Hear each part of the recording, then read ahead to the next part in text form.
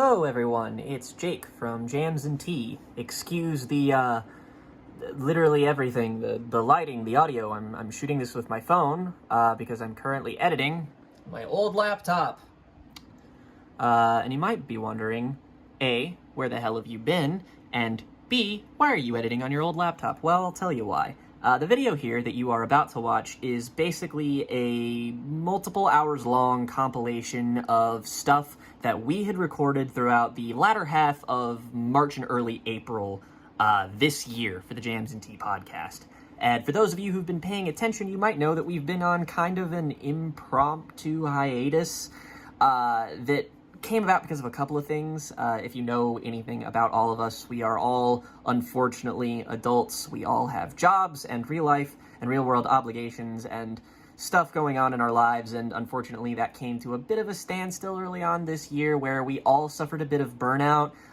Some music release was a little slow trickle in terms of stuff that came out so far this year, and in general we were just worked to the bone, and we don't really get any kind of recompense for the time that we do for this, so we kind of had to put ourselves on the back burner, as well as the fact that we probably would have come back a little bit sooner, but I was in the hospital. I'm better now. I'm not nearly as sick as I was previous. Feeling better, feeling good and medicated. But thankfully, we are on the up and up, and all of us are raring to get back into the podcast game. So what we figured we would do is to take the stress off of Riley a little bit and to not waste our previous recordings. I am going to edit them into a bit of a rough, large compilation that's going to consist mainly of rapid-fire reviews for bigger albums that we reviewed this year, like Chelsea Wolfe and Brittany Howard, for instance.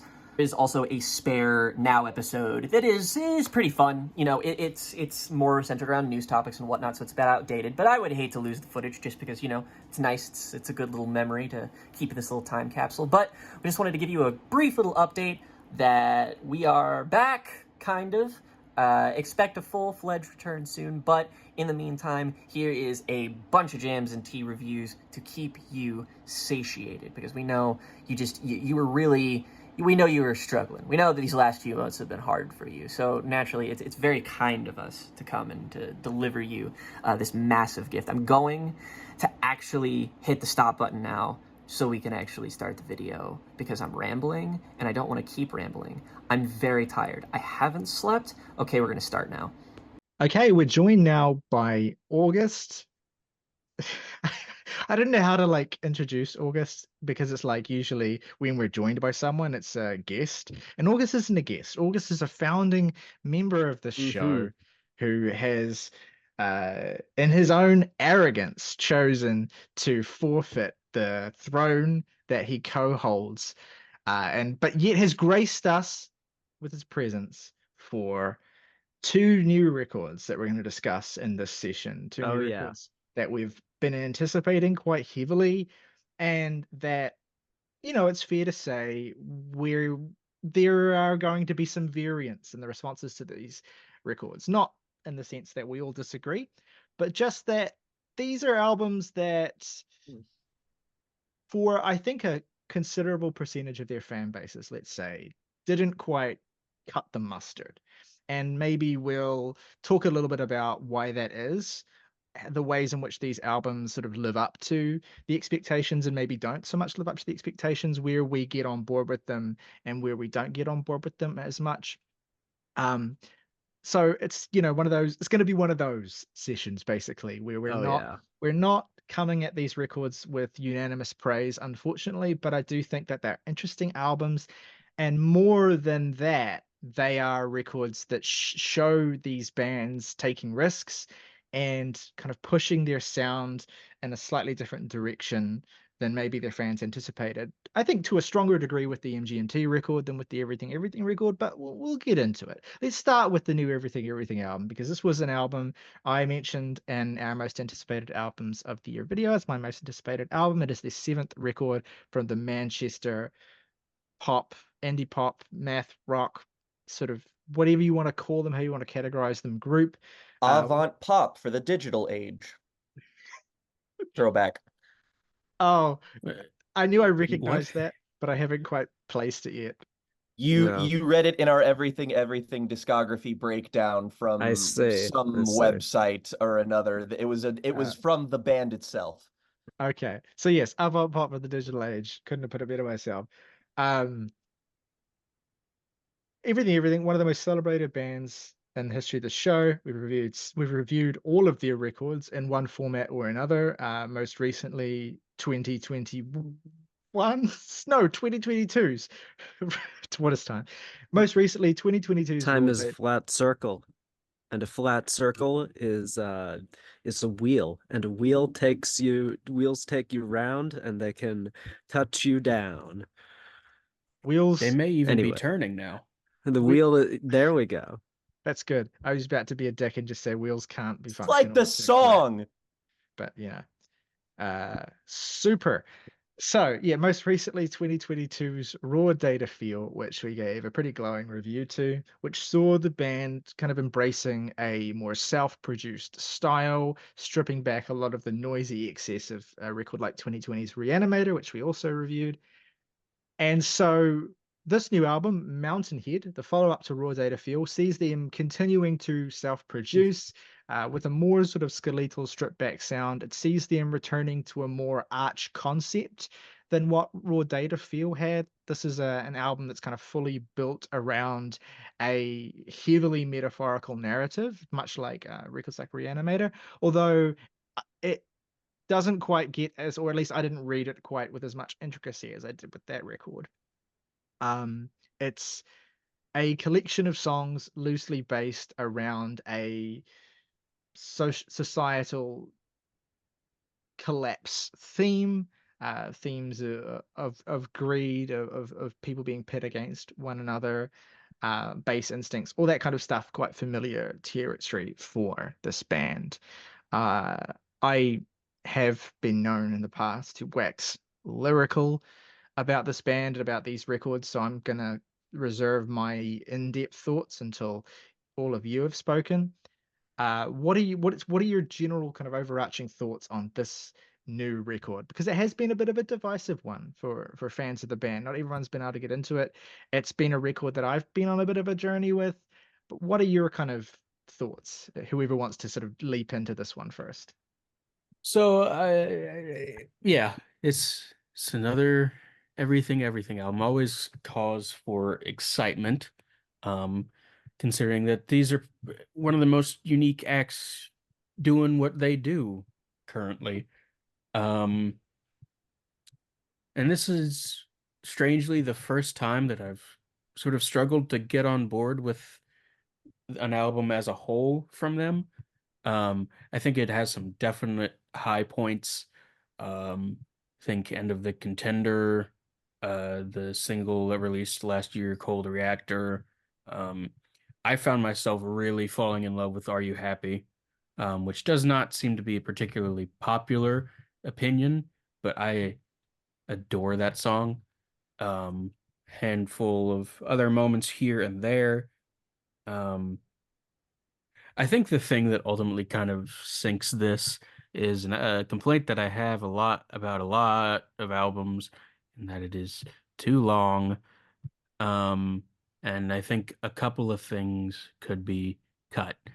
Um, just because they tend not to excite as much as other moments on the album. It feels a bit uneven, especially towards the back half, where things just feel a little more like everything spinning their wheels, sort of. That's an interesting Um, point with this album because it's got the same number of tracks and roughly the same runtime as their last record as well, which we were pretty Yeah, I was thinking about that. unanimously, pretty positive on as well. So, whether you want to approach that from an angle of just, well, the songs here overall just aren't quite as good, or whether it's a case of oversaturation, regardless of quality, it's an interesting point. I'm curious what your takes are on that. yeah, I mean, I just simply think the songs aren't quite here in the way that they are on Raw Data Feel for the most part. Um, I don't know. It's hard. It's one of those things that's like sort of hard to have an in-depth thought on for me, just because it is kind of like these are all of the things that this band does so well in a package that I just, for some reason, do not find as compelling as it usually is. And I don't think it's oversaturation because they've been 2 years, 2 years, and 2 years for the last three albums now. Um, and this was not a problem for either of the last two albums for me. So I'm left in a sort of interesting spot with this album. And I have to voice the fact that for the most part this year, I've been in a sort of this is middling to decent streak if something's not outright terrible. Um, and I really, really thought that if anybody was gonna come along and break that streak and deliver me on the wings of angels to the heights of modern pop music, it would be everything, everything. And then it's just sort of, yeah, this is decent. I'm gonna bounce off Morgan here because I'm largely in Bounce. the same boat and don't really have. I mean, I certainly had to do a bit of probing to figure out my own indifference to this album, to be quite honest with you. Uh, and honestly, the two main albums that we're reviewing this week, I'm kind of broadly feel the same about both of them, and that Yup. unfortunately, I'm like, because like again, these were two of our most anticipated albums of the year, and they were riding off of singles where I was like, yes, absolutely, these songs kick ass. And the singles encompass basically all of my positive thoughts on the record. Not to say that everything that isn't these singles is bad. I want to remind everyone that in the everything camp in particular, that this is a band that even this band's like lesser loved records are things that even if all of us can't get on board with them, or at least to the extent that some people are, like we've got people here that are going to ride hard for a Fever Dream. We've got people here that are going to ride hard for Reanimator and Raw Data Feel. I mean, that wasn't like the most successful album ever or whatever, but I think like amongst everything fans, that was probably the most I've seen them come together and celebrate the band's releases since Get to Heaven came out. And the thing is with this coming right off the back of Raw Data Feel is that these are basically the two different disparate polarities of this band, operating in a very kind of single-minded way.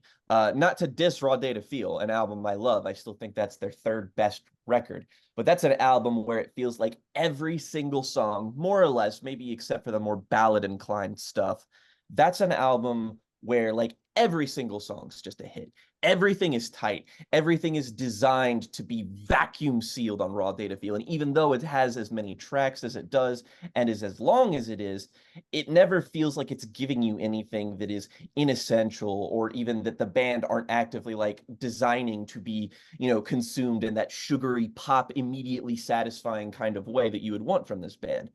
And with Mountainhead, I could tell from the singles that this was a sound that was going to be like the last album a tiny bit, but there was something different. There was more space in these recordings. There was a little bit more body to the instrumentation. It was less tight feeling than Raw Data Feel was. And I was like, okay, that's cool. I like this spin. It's continuing off of stuff that they've made. It's building off of the progress of previous albums. And the problem is that there's just so much space. And I mean that in like every regard here, like song structure, lyrically. I mean that like there's just so much here that feels like it isn't the core of what you're supposed to be getting at with an everything album. I like a lot of the writing and world building in a vacuum, and it's also the first time it really hasn't intrigued me to probe that much further into the Mountainhead concept, because I find the lyrical ideas occasionally emotional in the moment, but it just never amounts to much more than lip service for me. It's very much like everything playing the hits, and that's fine. Their absurdist conceptual slants are never really the main draw for me. But when the songs feel this loose, like for example, a phenomenon we've talked about several times on this show in regards to this band is the phenomenon of the everything opening track. And I think Wild Guess is a great microcosm for my issues on this album, specifically the hook on Wild Guess. um I don't like it really at all, honestly. You The don't want to way that take a it wild it's the way guess. We got to take Jonathan this video down. No, it's elongates the copyrighted. syllable. The way Jonathan elongates the syllable in the chorus here is very, fuck it. I kind of think it's lazy. It's just a everything are they have hook writing down to a science. They're so fucking good at it. And this whole just kind of yes, it's like the most interesting thing about this song for me is that little guitar tone that plays right after you follow up the hook, the little cling. And that's the cool thing about this album, is that the guitar tones are fucked. They always sound strange, and not in like a gnarled way. They're cold sounding, they're bright, they're angular, they're strange. They don't sound like they've ever sounded on an everything album before. And that's cool. They just kind of lean on this idea continually throughout the course of the album in a way that sort of feels like they're trying to make up for the fact that nothing else new or interesting is really happening on the instrumental front. Like, again, I know that we're doing the whole, like, it's kind of like raw data feel, but there's a little bit more of a live-ish sound maybe going on. But everything here just feels like it needs to be tightened. There just sort of feels like there's nuts and bolts that are missing, song structures that feel as though they're, adhering a little bit too closely to traditional song structure. There's just not a lot of surprises, I guess, on Mountain Head for me. And while there are moments where, I mean, the songs can, like, the End of the Contender, for example, I agree with Morgan. That was a single I didn't really think all that much of, I think, when I first heard it. And then I hear it now and I'm just like, no, this is one of the catchiest things I think they've written in the last couple of years, I think. I also have to stick up for songs like Enter the Mirror, right, which I think is a phenomenal late album highlight, as well as the penultimate track, City Song.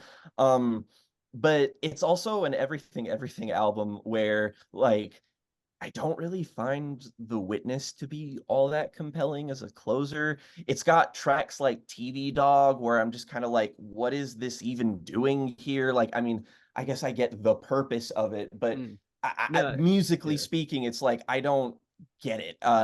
Same thing with things like The Mad Stone or Don't Ask Me to Beg. I'm not denying that there are definitely more like emotional complications going on in the writing here, but from a musical standpoint, it's just the least moved I think I've ever been by the band.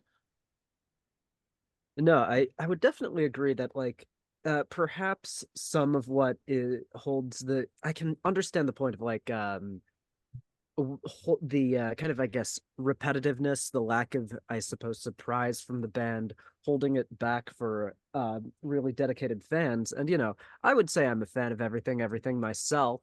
But I've definitely had a bit of a more like tumultuous up and down sort of relationship with them as opposed to everyone else here.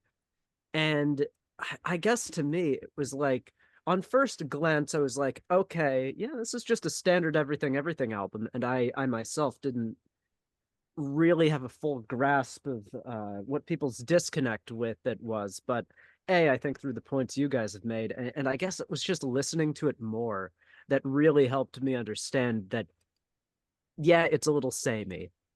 Just it sounds to me just a little too much like raw data feel. Just almost entirely is my main gripe here, is that a lot of these songs could have easily been subbed onto raw data feel. You maybe wouldn't have had that kind of whole the whole like AI songwriting bit on there, but um still it feels just a little it feels just a little wooden, a little too corporate. And honestly, I like how the album opens. I really love the run of Wild Guess up to, I'd say, even the Mad Stone. I think Everything. Their A sides always phenomenal. That's also typically where your singles get loaded.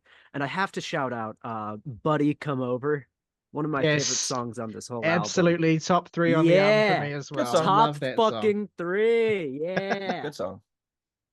No, Elvis sitting dead on the The toilet. toilet. The fucking it's Yeah. the golden age. Priscilla coded. It's the golden age. I'm wearing half your face has been like stuck in my head Oh ever since yeah, I first heard that's the such album. a I love good that. slam poetry right there. Snap it Yeah. off. But yeah, my point being, I do love this. I like how it opens. I usually like how everything albums open. But then I think one thing that just really kneecaps this record is this run of TV Dog, Canary, and Don't Ask Me to Beg. Yeah, I think that's agree. where it really falls just flat on its face. Like, Jake, you made the point about TV Dog. It's just like this weird, like, what the fuck are we doing type song. Then there's Canary, which not a great hook, not a Yeah. great instrumental either. Canary. Canary. And then it's got this just really bad like bass synth in the background that's like Yeah, I don't care for that either. Yeah. Oh, that whole song is just so silly. And then Don't Ask Me to Bag, another like I have the wild guess complaint in the chorus line that Jake has for this song. yeah, no, just like, absolutely. Yeah. Don't ask me to beg. You're making me emotional. Sure, no. I actually quite like the way he says that part. But No, that part's kind of fun. I'll and back punchy. you fully. I think that run of 3 songs, not only is it the low point of this album, I think those are the 3 worst songs that have ever been put on an everything album. Yeah. I think I might agree. Yeah. And it's a real shame. I do think the album picks up from that point on, and I'll let you finish your point as well. But it is that point at the record where it's like the momentum is halted so dramatically at that point that it does really stick in your mind when you think about the album. And the pacing's all over the shop at this point. Yeah. And after that point, it does, like, I do think, as Jake makes the point of, Enter the Mirror does kind of help the record to recover and get back on the right pace. I love that song. Yeah. There's and then just looking at the back half of this though, it's like it's just kind of, I'm like back and forth in terms of what excites me here. I personally like the song Dagger's Edge. I think that's just that's like, it's, yes, very silly overtly, but I think it gets to its point very well. It does this very classic kind of everything kind of shake up where you're doing this big tonal shift in the back third of the song. Reminded me a lot of like No Reptiles in that sense. It's so the most, just I think it's the most addition. I think that's Dagger's Edge is the most everything type beat song on the album. I think it's the one that I could see on a whole bunch of other records of theirs. Yeah. It's kind of a relief when I get to that song because it's like it gives me a hit of old reliable everything. Even though a lot of what I appreciate most about the album is how, it stands out. The stuff that I like the most is stuff that I think, distinguishes itself really, really well. But you do think get a run of like, I guess, I don't know if risks is the right word, but you get a run of experiments, I suppose, that I don't feel pan out particularly well. So you're kind of like itching for something stable at that point. Just consistency at that point. Yeah, and to give the band some credit, I think that with the last 2 tracks, they take some interesting. I don't like the word risks, but they take some interesting gambits on the last 2 songs that I think make them worth inclusion on the album. Everyone seems to dislike The Witness. I just want to say I really like The Witness. I find it to be a very affecting song. I think it has some of the most emotionally potent lyricism on the record. And I say that as well because one of the points I'll get into is I think that the single weakest aspect of this album, and it breaks my heart to say this, is the lyricism and just the songwriting from John. It's not his best work. I think it is the thing that most frequently lets the album down, because generally speaking, Alex, who's like the Johnny Greenwood of the band, who creates most of the music that you hear, is doing a great job. He's been pivoting more away from guitar towards synthesizers with the last couple of records, and you can see, that he's enjoying being in that space and that he's kind of doing creative things in that space. Like the Mad Stone, for instance, the kind of pizzicato strings of that song, which remind me so much of Burn the Witch by Yes. Radiohead. That's a Yeah. real No, that's a yeah, real no, kind if of nothing else, thing, that's just a reason why I think even though the Mad Stone, it may not have the most compelling lyricism, as you say, really, it still stands out to me because it's an interesting idea, it's an interesting thread I see this band taking. And yeah, that's really and that's the thing. You're always just seeing the band experiment and try and move forward throughout this album, even if those ideas don't, fully pan out. But anyway.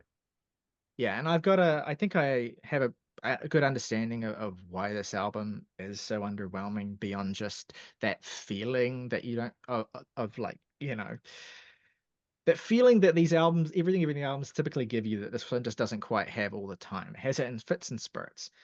And part of it is, and again, this is more of an explanation of why the band are at where they're at, and it's not an attempt to kind of explain away or excuse the album's weaknesses. But everything are in a position where they basically have to make records very frequently in order to be able to financially sustain themselves as a band. That's why this album comes so quickly off the heels of Raw Data Feel, is that they can't afford to not make music.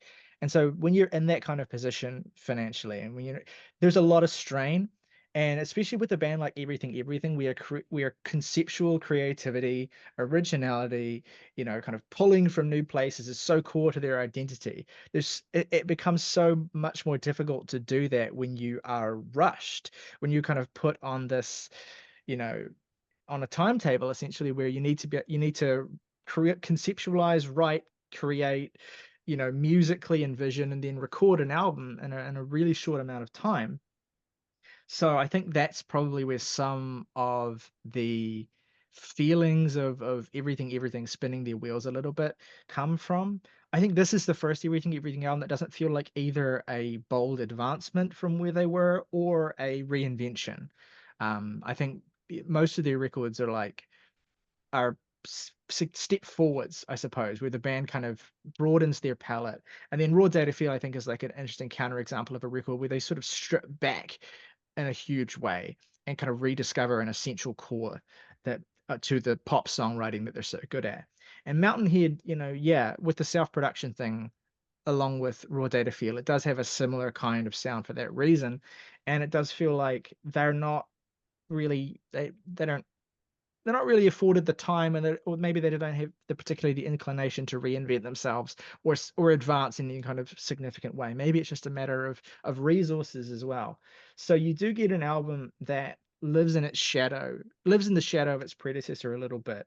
And I think it's an uncharacteristic mistake of the band to include as many songs on this record as they did. I mean, I always thought that it was bold with Raw Data Feel, because that album is every single song they recorded for the album made it on the album. No B-sides. This album actually does have a B-side. It's a song called Stay With Me, which is really good, by the way. I would recommend checking it out.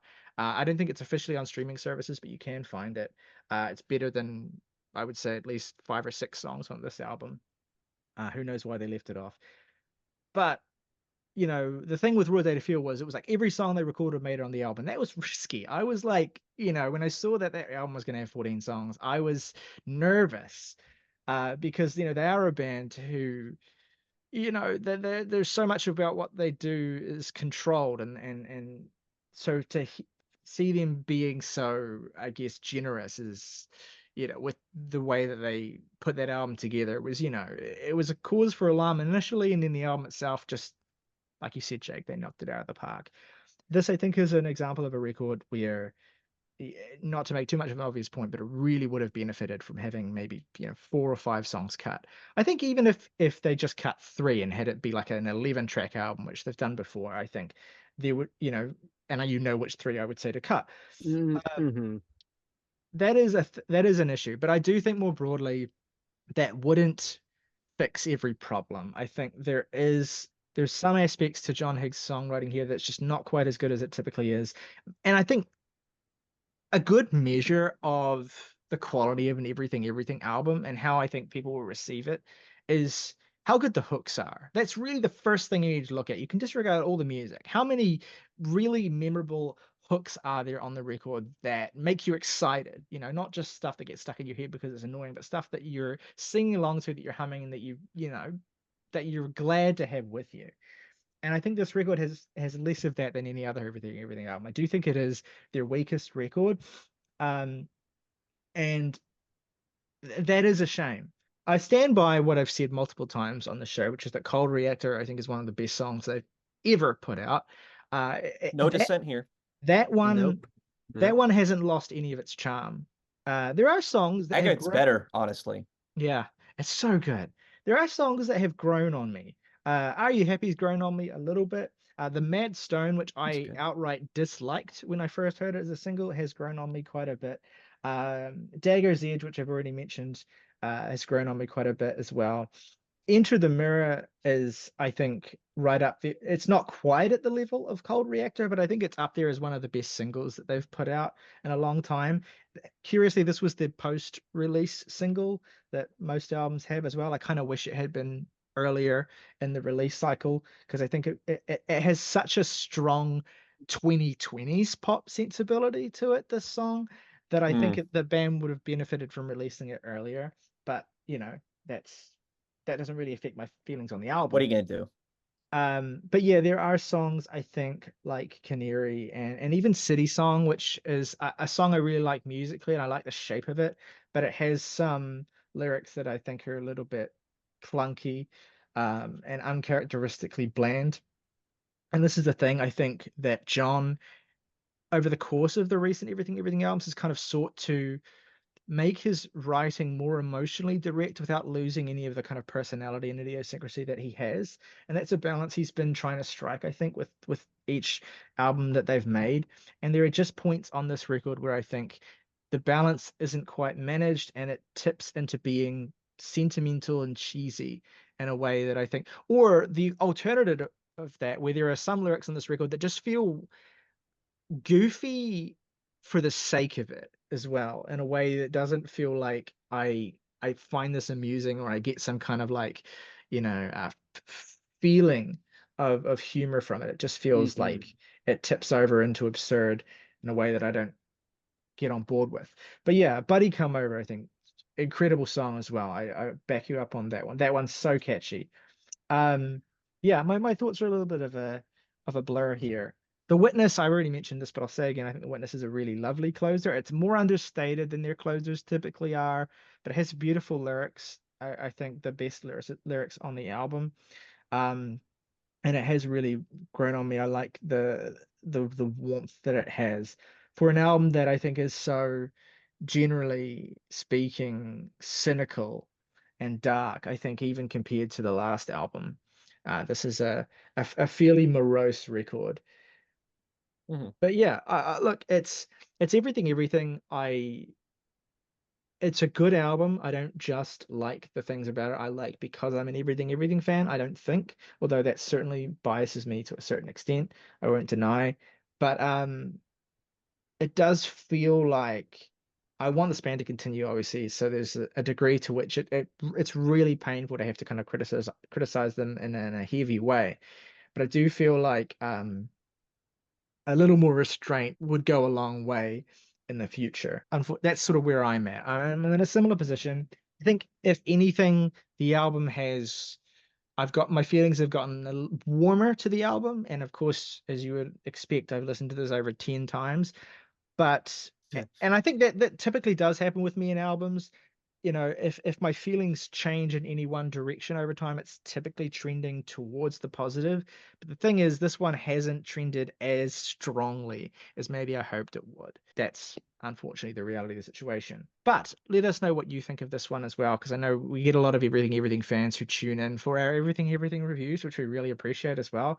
So we're sorry we couldn't bring you a more effusive praise to it, because look, this album is still being received well. In fact, it seems, what's curious Yeah, to thank me God. is that this album seems to be being received better by people who aren't like huge everything fans than by people who are Uh-huh. huge fans of the band, which is interesting.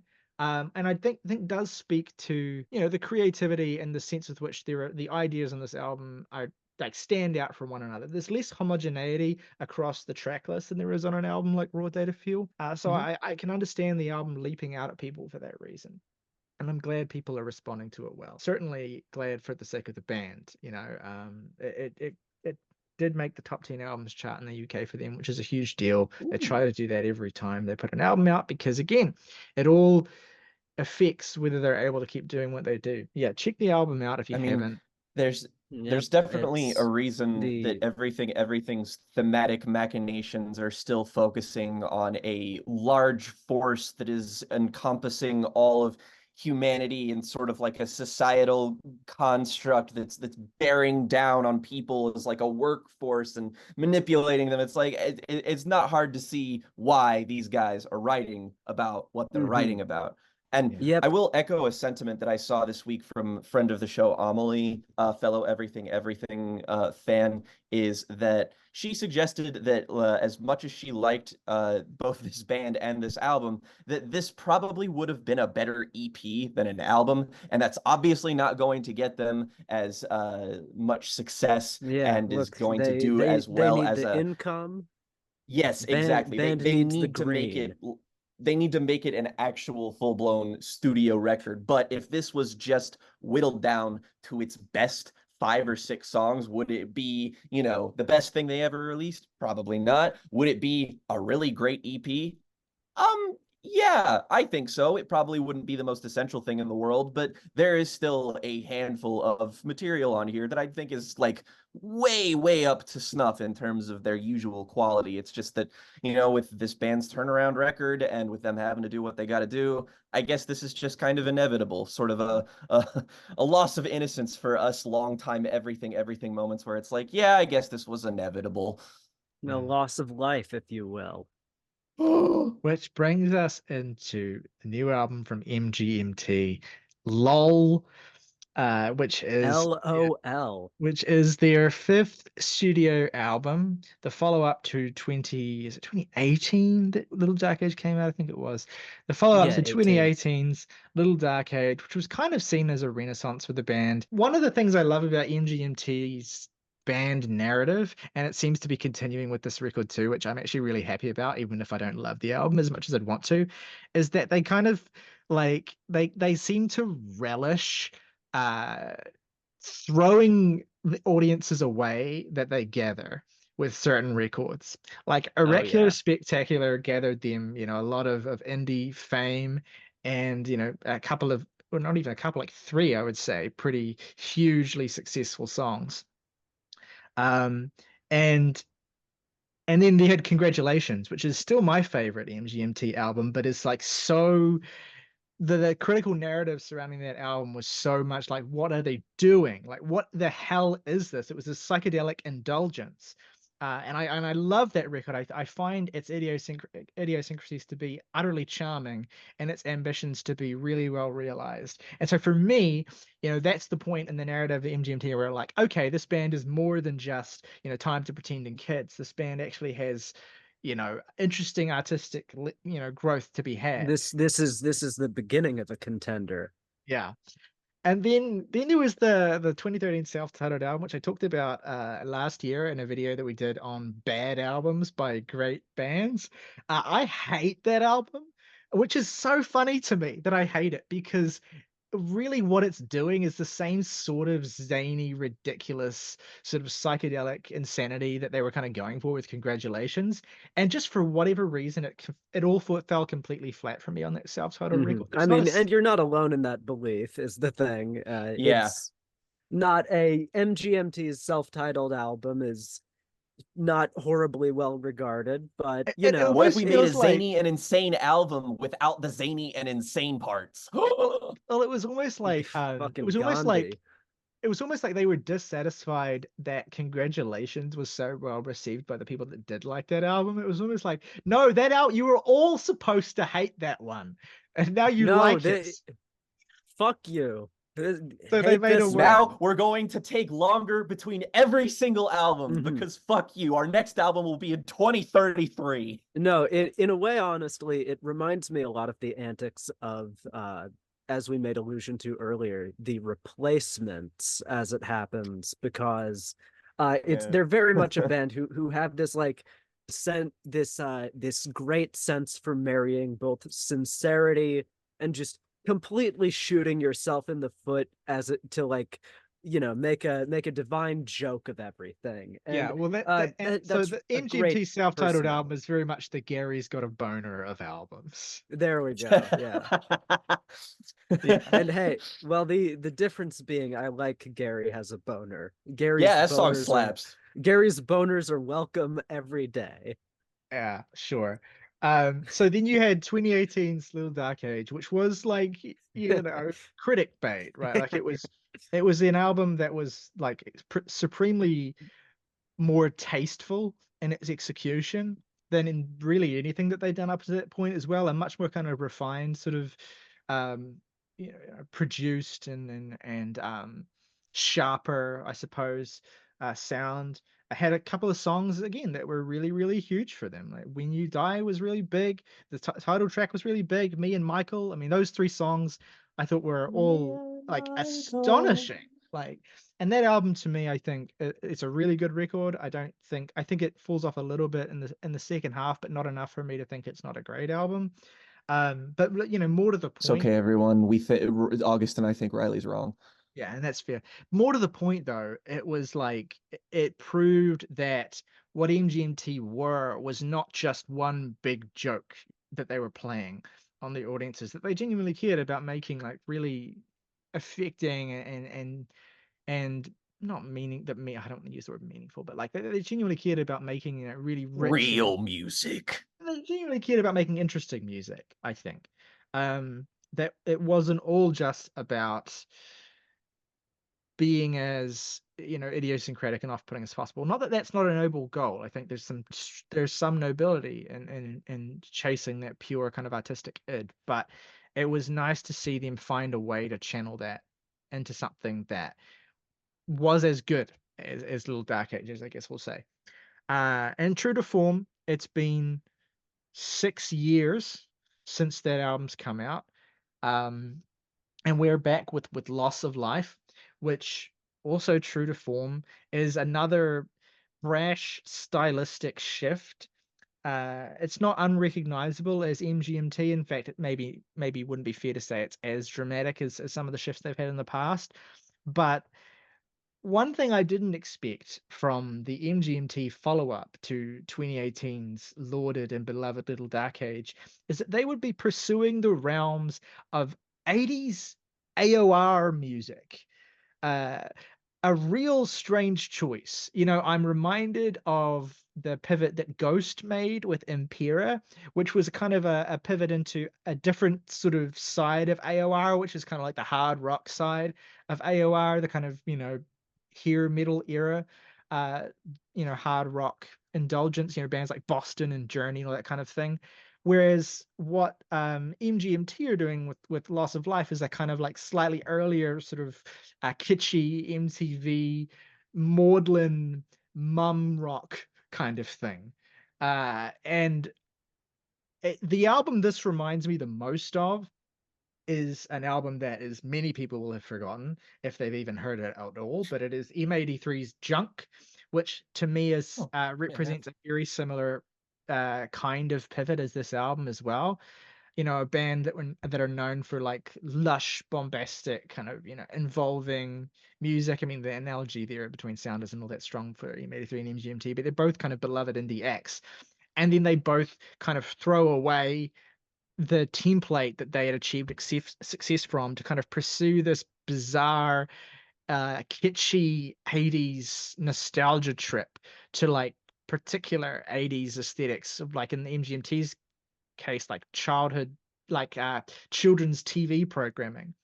See, Whereas in that sense, the record it actually reminds me more of was actually Music Has the Right to Children. Very August thing, but yeah, it really did. It's this it's the album having this kind of sense of there being something deeper and more sinister behind its outer veneer, as well as that kind of retro throwback quality that is maybe even at times not necessarily good sounding, but achieves this broader yeah. impression that the band are getting going for. So this album is basically the musical equivalent of the Sesame Street episode where kids are introduced to mortality.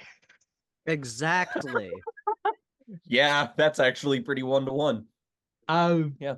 So it's a weird record. What another thing that's interesting about this, another analog that I can't help but make is how, and Jake, I know you'll back me up on this. In fact, Morgan, you'll back me up on this as well, because I can see you similarly feel the same way about this particular song. But the lead single for this album, Mother Nature, dropped a couple months back.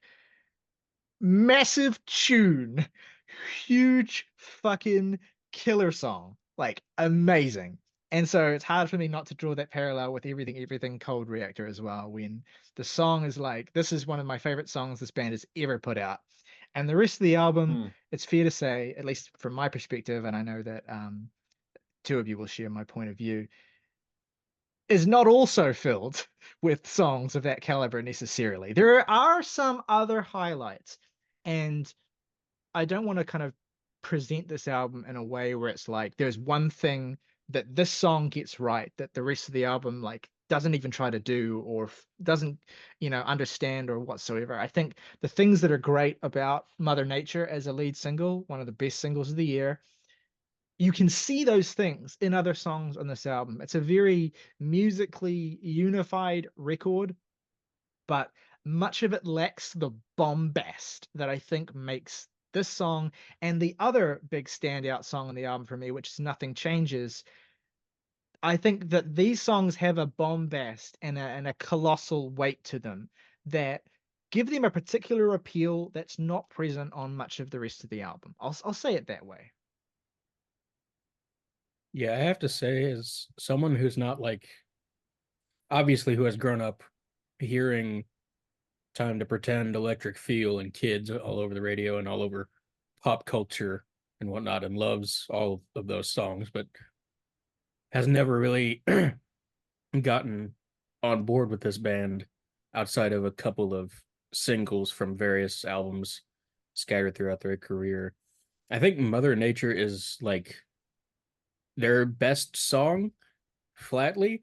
So I was really geared up for, yeah, you're making a face. Even after all of my asterisks, you're making a face. I was just trying to think about whether I agree with you, and I think I might, but I didn't. Oh, okay. I hadn't taken my love for the song that far yet. But you might be cooking. Well, regardless, so I was really jazzed for this album. Did that thing where I don't listen to any of the other singles of an album that's coming out, especially if they release like 2 or 3 more, and it's like I've heard half of the album now. I'm not interested in that. So release date comes, and obviously, there's Loss of Life Part 2, which is a sort of easy win intro type of thing. Mother Nature, which I think that is their best song, and then Dancing in Babylon, featuring Christine and the Queens, which I think is also pretty fantastic. Yes, thank you. I feel like everyone has been shitting on that song. That's my third favorite song on the album. No, I like that one too. Although I will concede to the people who dislike it that it is by far one of the cheesiest songs that I can remember listening to in recent memory. Yes, that such is the appeal, really. We're out dancing in Babylon, dancing in Babylon. Sorry, you could not just do that. Why did I would never anyway? Um, You know, you have a permanent piece of my medium-sized Babylonian heart. There we go. That lyric is so that what you just said is so Jonathan Higgs coded. That sounds like an everything lyric so hard. I wish I was joking. well, I as wish I was Jonathan Higgs. I will concede that Dancing in Babylon is, I understand why it's not for everybody, because it's like a song that consistently resists having its big ballady moment for as corny as it is. Sure. And it's almost it's like a ballad that constantly deliberately wrong foots you. And I happen to be very Thank into that you. into Yes. this. I happen to be very into that in this instance. And then people on the streets is okay. You know, it's good. I Doesn't too have really, listened to the Blue Nile. yeah, it's not as good as that, believe it or not. Yeah. Bubblegum Dog, I think, is, it's a fun little psychedelic type, to Piper at the Gates of Dawn type beat. This is the I song like where I'm it. like, oh, this is the MGMT I remember where I'm like, what the fuck are you talking about every 5 seconds? Like, just stops. You're Yeah, saying words that mean nothing. it's like you can stop taking acid now. Bubblegum It's Dog, tell okay. me what the truth is. Is this bed a log? Doesn't that confuse things? Shouldn't I run? Isn't that the white man? None of this seems like fun. But maybe that's the point, man. Yeah, and it's a banger. It's not a No. bad song. It's just, I'm not even Yeah. making All fun. right. I'm No, not Yeah, even it's making- it's my second favorite song on the album. It's a moody All little right. banger. All right. I'm not, All and I'm right. not You even good. saying like it's not a good no, song. I'm just saying it's like I'm goof. Yeah, yeah. We're new boot goofing for too Mhm, long. mhm. I guess the point I'm making here is that with the exception of Nothing Changes, I found a lot of this to be in the exact vein of Bubblegum Dog and or people in the streets on an almost alternating basis of, okay, hey, they're doing something. They're cooking. The meal is not finished. I can't eat it yet, but they're cooking. So I guess it smells Stick your nice. finger in the batter. Yeah, this album smells nice from the kitchen. You Mhm. know, I gotta say, Morgan, I find myself agreeing that this album smells very nice.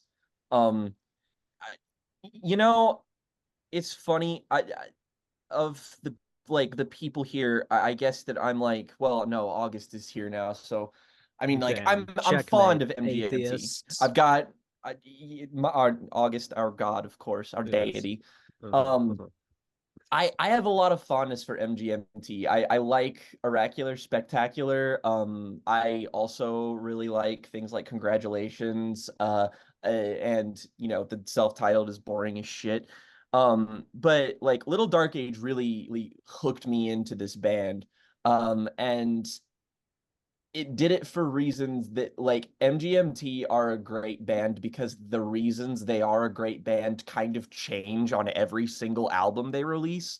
I mean, save for the one, but they keep bringing forward new strengths and they keep bringing forward new ideas. And I always appreciate that. So when I heard songs like Mother Nature and Bubblegum Dog, I mean, Mother Nature, I agree, one of the band's best songs, no doubt. And Bubblegum Dog, yes, for all of its absolute fucking nonsense.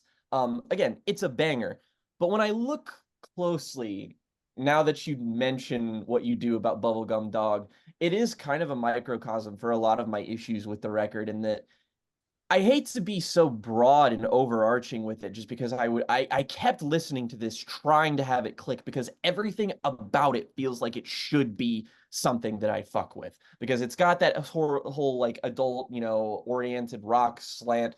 But again, the bigger genre slant that's going for is psychedelic rock. And, again, Piper at the Gates of Dawn, or when I heard Mother Nature, the first thing I thought of was the Zombies. And I was just like, dude, if MGMT are making like a psychedelic album, psychedelic pop album in this vein, hell the fuck yes.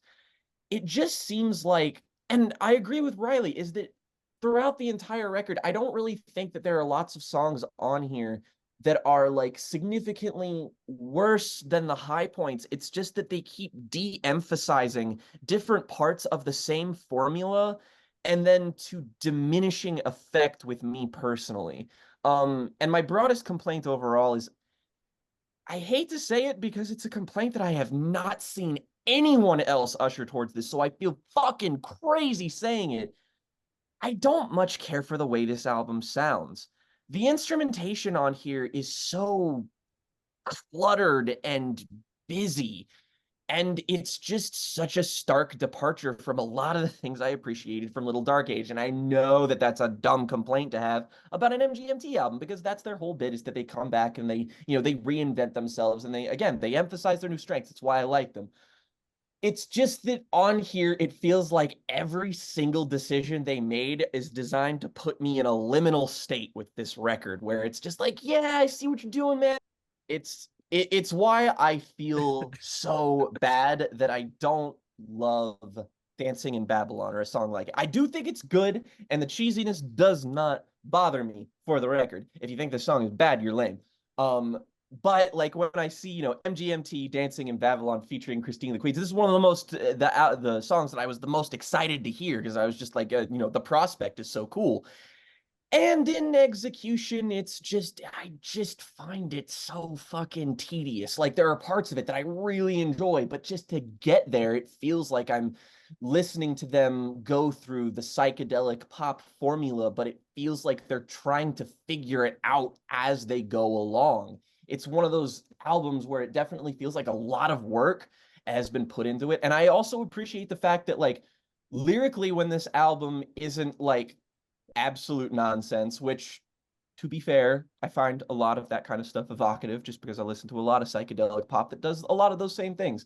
But this is also a really political album. I admire how dark some of the writing is on here, and I admire how, far-reaching some of the topics they're going for are. I think that, generally speaking, MGMT's most consistent quality as songwriters is the fact that they are great songwriters, in fact. I feel like that just doesn't show through, just because that's not a exemplary quality of something like Oracular Spectacular, which I feel like leans more into what the indie pop scene was at the time, rather than emphasizing what makes them specifically great musical artists. And that's here. It's here in abundance, in fact. It's just that I just never rise above finding any of the songs on here to be, I don't know, traditionally enjoyable. And it feels like I should be trying to figure out, like, oh, this album's like challenging me as an audience member. So like, what is it about me that I'm not pushing forward in this experience that's wrong here? And as I kept listening to this, I just kind of had to concede and just be like, whatever it is they're doing here, I'm sure it's intentional, just because this is the kind of band that MGMT are, but I just don't really like it all that much. There's a lot to appreciate, don't get me wrong, and I think that this is definitely an album that's destined to, just by its moderately lukewarm reception, like, I tend to see that, like, there's two camps of thought on this album: people who really, really like it, and people who are like basically completely indifferent to it. And unfortunately, I find myself mostly in the latter. Again, I like Bubblegum Dog, I like Mother Nature. Loss of Life is a okay closer, but there's stuff on here like Frady's song and I Wish I Was Joking, which I just straight up don't care for, like, at all, and kind of sink the final leg of the album, if I'm being honest. So, not the conclusion I wanted to come to, but I just have to kind of face facts, and that, like, a lot of why I like Little Dark Age is just because they were playing into a sound that I already really like, and they were doing it in a very straight-laced, like, here's a song conceit, here's a creative tune, here's a tightly structured melody, and it felt like they got things down to a science. This is certainly a messier album, but it feels like it's messier in intent, construction, all kinds of things, and it's just a little bit easier for me to go, Well, the cool thing about A Little Dark Age is that that's basically an Ariel Pink album you can listen to without the baggage of having to listen to Ariel Pink. It sounds so much like his Uh-huh. last few records around that time, and it's a great album. And this is like, yeah, like I said before, it's like actually the feeling I got listening to this is it's like these are all like end credits songs for like a cheesy 80s movie, but it's like the whole album is the end credits sequence. And it's a 45-minute end credit sequence where you're like, this shit really hits for the first like few songs. And then again, I think I don't care for Bubblegum Dog or Nothing to Declare all that much, but I do really love Nothing Changes, which was like the guitars in that song so straight up sound like The Cure to me, which was a really nice Yeah. surprise. Yeah, Um, I do. but my feeling is that it's like, when I'm listening to Mother Nature and then specifically the run of Dancing in Babylon, People in the Streets, I'm like, these are like, I'm getting starry eyed. The credits are rolling. I've just, had that, pure 80s, ridiculously melodramatic experience. And now I'm like, I'm sitting in the theater ready to move on with my life. And you guys have other things you want to say. But August, you're way more into this album than we are. There's no secret about that. So why don't you tell us a little bit about, especially as an MGMT fan, what it is about this album that resonates with you and what you think about this particular pivot?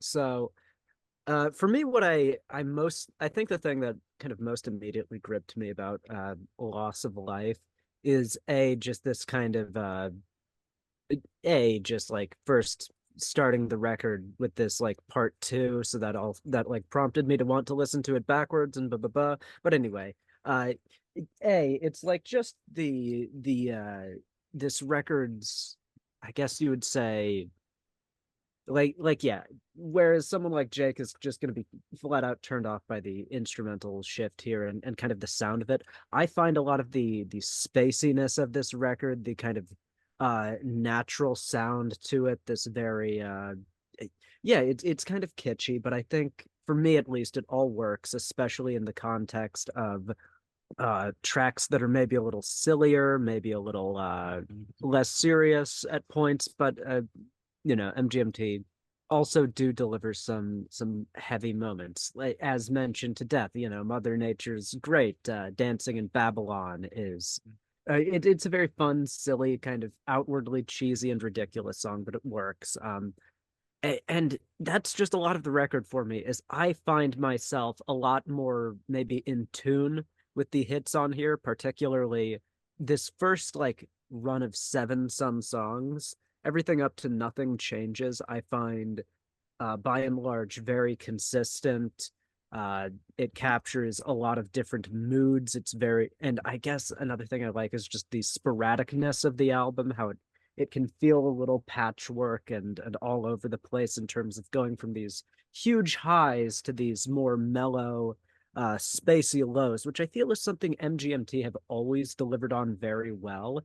I think it is very apt we discuss this and the Everything album together, because these are both albums that to me structurally are delivering on styles and ideas that these two now bands that are perhaps entering a bit of a more senior stage of their career are, and this album especially I see as something the band are making as a more kind of senior effort, something to kind of roll back the cynicism of a previous record like Little Dark Age, while still kind of embracing that fun. To me, it's the spirit of the band that still shines through here, but also the continued creativity to venture into things like folk, adding some like kind of pastoral folk elements to this that really help diversify the sound here for me. And I guess that's the thing. It doesn't sound so much like another MGMT album, but still has all of their idiosyncrasies, their quirks that kind of hold the record together for me. But I do see a lot of the issues people have with it. It does kind of trail off in that Freddie's song "I Wish I Was Joking" kind of duo. That's not particularly strong in my opinion. What I'll say is like it's easy to for me to get on board with the idea of this, because it's a bold pivot, right? It's an uncool sound for starters, and there's what things that it feels like the band are doing consciously to kind of undermine any potential perception of being seen as two-dimensional, because it is a kind of two-dimensional style of music that they're aping, a very uncool and often easy to make fun of style of music. So they get Dave Friedman to produce it and give it this really brick-walled compressed sound, which is already a subversive choice. And then they call the album Loss of Life and have it deal with, coming to terms with the mortality of the people that you love, and, learning to view the world in a way that doesn't make you want to kill yourself every 5 seconds. You know what I mean? It's like the subversion is there. And that is a thing that adds layers to what the record is doing beyond just it being a cool, fun pastiche of like cheesy 80s AOR music, is that is a means to an end. It's not the end in itself.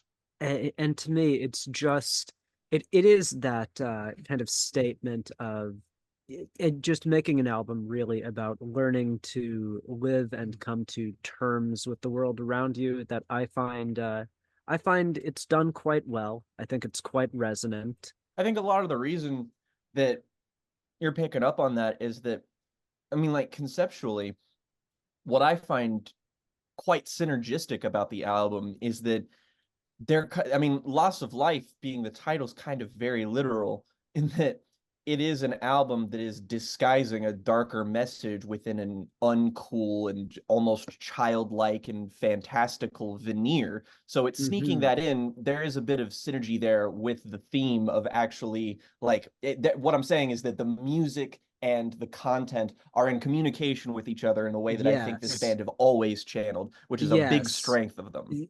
Thank you for like saying what I was trying to say, but smartly, Jake. But no, that's exactly it. It's just really the level of intent that goes into every MGMT album and song. It's that planning, that clear forethought that I've always appreciated about their music, that I feel is just again on display here to a very good degree. All right, let's move on to an album that all three of us have heard, that is been highly anticipated by all three of us, and that follows up an album that all three of us reviewed back in 2022. It is, of course, the Smiles' sophomore album, Wall of Eyes. The Smile, of course, if you're not aware, which you are, don't lie to yourself, the side project containing one Mr. Tom York and Johnny Greenwood of the Radiohead band, and also Tom Skinner, formerly of Sons of Kemet, famed jazz drummer. They released an album called A Light for Attracting Attention in 2022, which was rapturously received, sparked a lot of existential discourse about what Radiohead is and the future of Radiohead. It seems with that album, and even more so with this album, less and less likely that Radiohead will ever release a new Radiohead album. But equally, I would say it feels like it matters less and less with each passing year, given the quality of the music that the core members of Radiohead have continued to put out consistently. One of the things about A Light from Attracting Attention that was so interesting and that sparked so much conversation is how many different kinds of how many different kinds of styles, I suppose I would say, that album, pushes the Smile, and it's still, reasonably unified. It's still recognizable as a rock 3-piece with a heavy jazz influence, exploring rhythmic elements in different ways, with the, very characteristic vocals of Tom York kind of holding the whole thing together.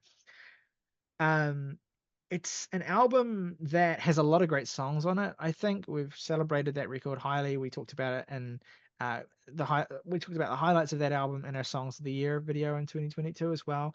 But it is an album, I think, that hangs together strangely, I would say. It's an album that feels like a collection of really, really interesting and fun ideas, but also feels kind of like a warm-up given this new album. It feels like that record is the Smile kind of jamming and getting, like, finding their idea, what the identity of this project is going to be. Proof of concept. And warming up their instruments in a lot of ways, warming up their style, finding their chemistry as a three-piece. And that's not to, you know, that's not intended as a sneak diss on that album as well. If I am calling it a warm-up album and it is containing songs as good as Free in the Knowledge, Skirting in the Surface, you know, Open the Floodgates, all those, then you're doing a pretty fucking good job at warming up. But Wall of Eyes, the follow-up, which they very quickly went to recording after touring that first album, feels much more like a kind of thoughtfully considered album, where the excess ideas or where the experimentation or where the more rough around the edges moments are sort of just sanded off for something that feels a little bit more, I suppose I would say, unified in a single vision for how what the band is and what the band's sound is and what the band's identity is. It's not to say there aren't moments that will surprise you. If you haven't heard this record already, there definitely are. But it is much more of a piece with each individual song, I think, is much more of a piece with the other songs surrounding it than was the case for the last album. What do you guys think of this record compared to that last record as well?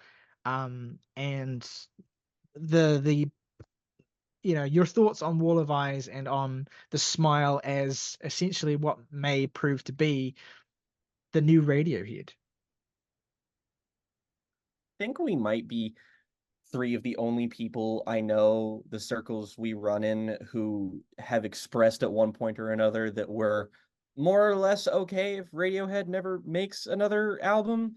Like, I mean, sure, it would be nice. I'm not gonna turn my nose up at it or anything. I would love a new Radiohead album. They're one of my favorite bands, but like, I don't feel the same like level of. There's almost like a level of just sort of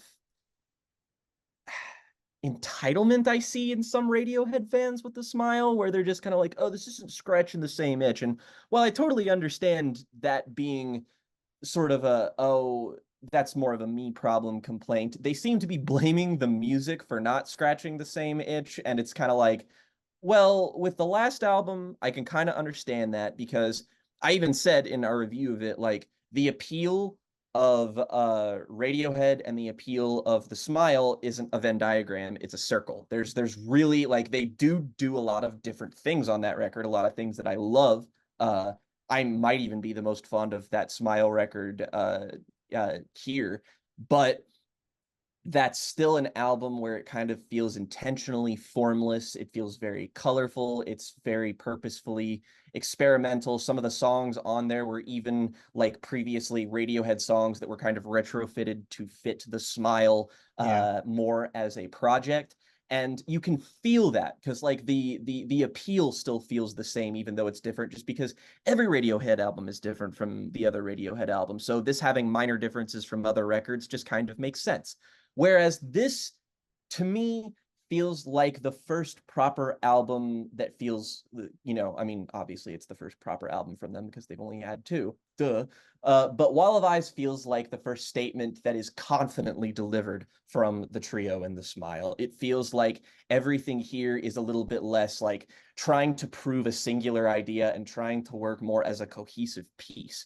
That's not to say that the single pieces lose definition or anything. I think the fun, little jaunty, but still very atmospheric and kind of chilly groove of Wall of Eyes is fantastic. Bending Hectic was one of our favorite songs last year. I still think it's as incredible here as a kind of sort of the climax to the album, really, because you know me's kind of more of a denouement sort of going on.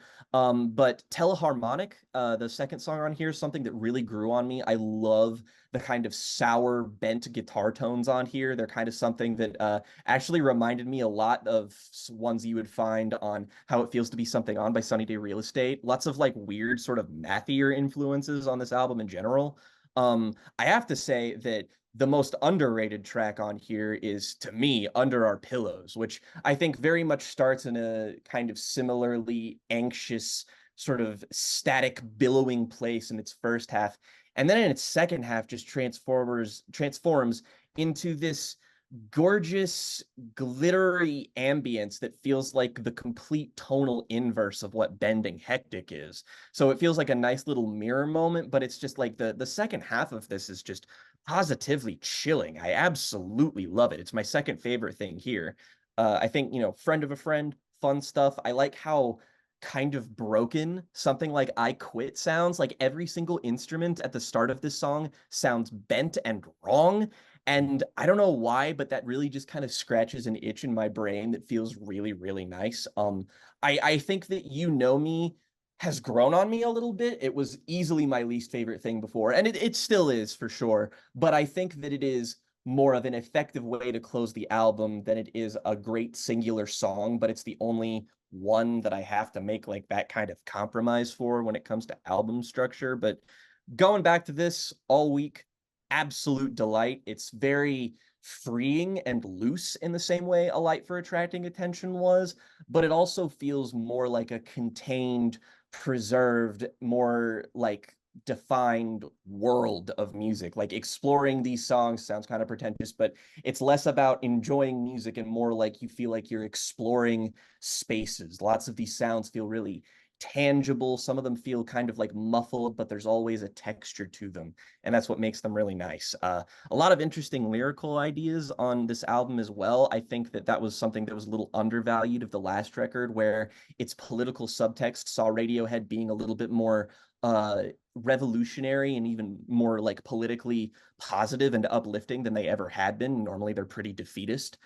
Here everything's a bit more internal. There is a lot of like external references to power, and like Wall of Eyes kind of the song kind of feels like it's exploring sort of like a group or like a cabal of people in control of something. And there are lots of allusions to people, like greedy people who are consuming things. People, I think there's at one point where Tom just straight up calls a group of people wide, and like that just like put a really weird like picture of like Stanley Donwood artwork of like a weird sort of like rich kind of rotund man in my head for whatever fucking reason. But I think this is basically everything I could want out of a sophomore album from The Smile. I like it about as much as the first record, if not maybe a little bit more, just because it does hang together better as an album. And I feel like for as much as I love that first one, the first leg of it is significantly not as good as the second and final legs of the album, which this feels a little bit more like it's balanced out here. How I think I'd put it is, I think they're fairly similar records in quality overall. I like this one a bit more for reasons I'll get into, but Light for Attracting Attention felt like the sound of Tom and Johnny transitioning away from Radiohead. Like, and I think you mentioning the fact that there are songs on that record that started as Radiohead demos that Radiohead would play that have now ended up in that Smile album speak to that, I think. It's the sound of them, essentially trying to find the identity of what this new project is going to be. And there's still remnants of Radiohead there, I think. And that's not to say there's no remnants of Radiohead, whatever that means, in this new album. But it feels like with that last album, they're really kind of transitioning away from that monolithic band they belonged to for so long. And here it's like, this is, I think, the first album that sounds like a different band with a different identity and a different set of priorities and ideas and skills. There's no, the traces of Radiohead that I think existed on that last album aren't really here as much. So I think more so it feels like The Smile has more than earned its keep in terms of confronting that looming question of, oh, is this just Radiohead 2.0? Because this really doesn't feel like a Radiohead album. It reminds you of Radiohead insofar as Tom York's voice is one of the most iconic in music, and Johnny Greenwood has certain sensibilities that when you are a studied Radiohead fan, you recognize those things. There are sonic elements on this album. I thought that the guitar arpeggiations, in particular, in a song like Under Your Pillow, is like right off of Moonshaped Pool. I think it's Identikit that has the exact same guitar tone as that song. And what I said in a DM with you, Jake, a few days ago was that and this is almost going to completely contradict the point I just made, but go with me here. Uh, it almost feels as though this is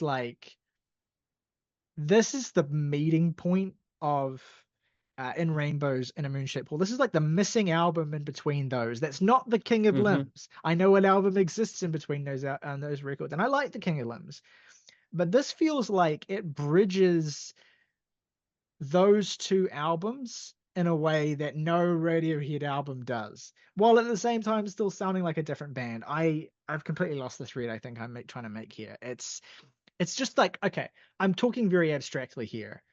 It has the warmth of a record like In Rainbows, which is an album that's so layered in textures that have that feeling of warmth to them. It has that shared sensibility, but it also has this kind of bleakness and this kind of isolation to it. It's very that stark. Moonshaped Pool has too. So while I'm saying this sounds like a completely different band to Radiohead, it also bridges the feelings of two Radiohead albums for me in a way that, like, I guess affects how my relationship with those two albums and this one. I kind of have to get a bit abstract with this album because it's sort of the vibe of it. But I've said enough for now. Morgan, I want to hear what your thoughts are. I know you kind of coming at this a little bit differently from me and Jake as well.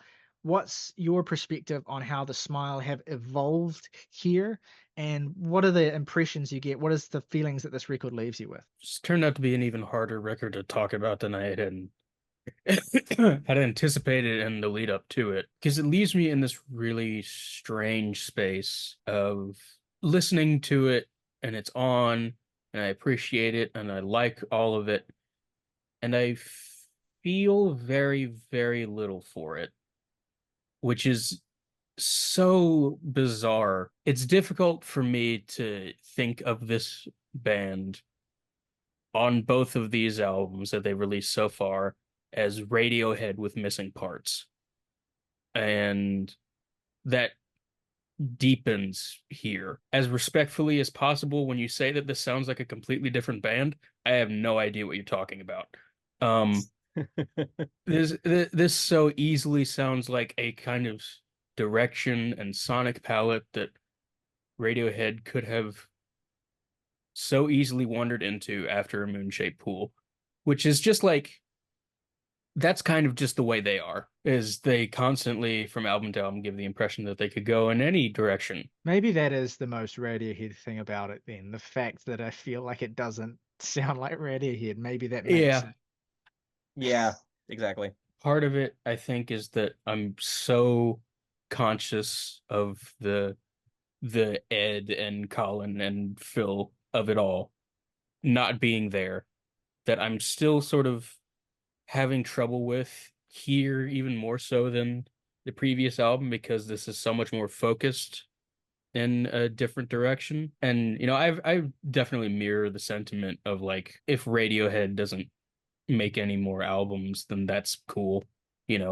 Feels greedy to ask for more. Really, what I'm hoping is that I can fully get on board with what the Smile does as time goes on. Because, on something like A Light for Attracting Attention, there are moments that felt absolutely transcendent to me. And then there were moments where, like, it's okay, this is interesting enough. And this feels like an album that is mostly in the vein of, this is interesting enough. So we're sort of foregone the criticism that it's not very focused as an album. It's instead leaned into a direction that I don't find super resonant. Again, very rare from an album that has Tom York on it. And so it still puts me in this position of, like, this is still kind of a new emotion.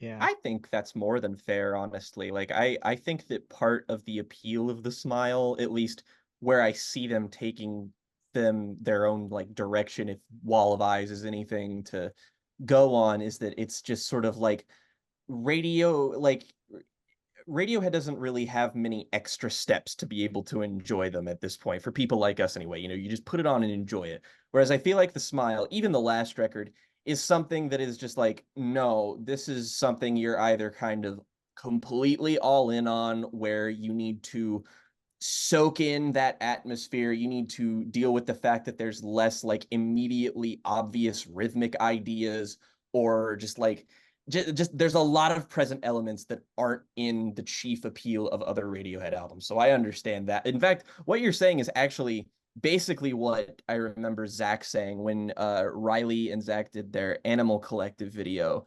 And Zach was just like, it's not even necessarily a problem with the music itself, but whenever I listen to an Animal Collective side project, I hear a Panda Bear album, and I'm like, where are these drums? Like, where are they? I need them. I've heard what this sounds like with them, and it would be better. So where are they? And that sounds kind of where you're coming from, at least to me. Yeah, I can definitely sort of empathize with that, because like I've spent such a ludicrous amount of time listening to Radiohead for so long now that I can like hear Ed's hypothetical parts in these songs, and the fact that they're not there is a little like, I don't know about this. What? I'll tell you one way I kind of come at this that maybe makes a difference here, is that I spent a lot of time as a Radiohead fanboy, and I'm sure we all did to some extent or another, but I spent a lot of time I'm still here. listening to Nothing has changed. Yeah, I spent a lot of time listening to the solo albums, like listening to Tom's solo album specifically, and trying to get it because I always struggle with them. I always did. The Eraser, I like, there were moments on that record I really liked. Sometimes I watched some live performances of songs that were amazing, and then I went back to the album like, this doesn't, it lacks a magic. Tomorrow's Modern Boxes, one of the most forgotten albums in the Radiohead universe, which I actually think is better than the Eraser. A kind of a low-key, slightly underrated album, but still had that same sort of like coldness. I did really like Anima. Anima really connected with me. It felt like the first time in the Radiohead universe, outside of the core Radiohead albums, that a full sound was being delivered, where I didn't feel like anything was missing. But at the same time, it is a record that I feel like maybe wears itself out a little before you get to the end. It front loads a lot of its best moments, and also suffers from the fact that it just doesn't have anything else on it that's as transcendently emotionally beautiful as the chorus. But it's still fine. It's still a really good, a great album even.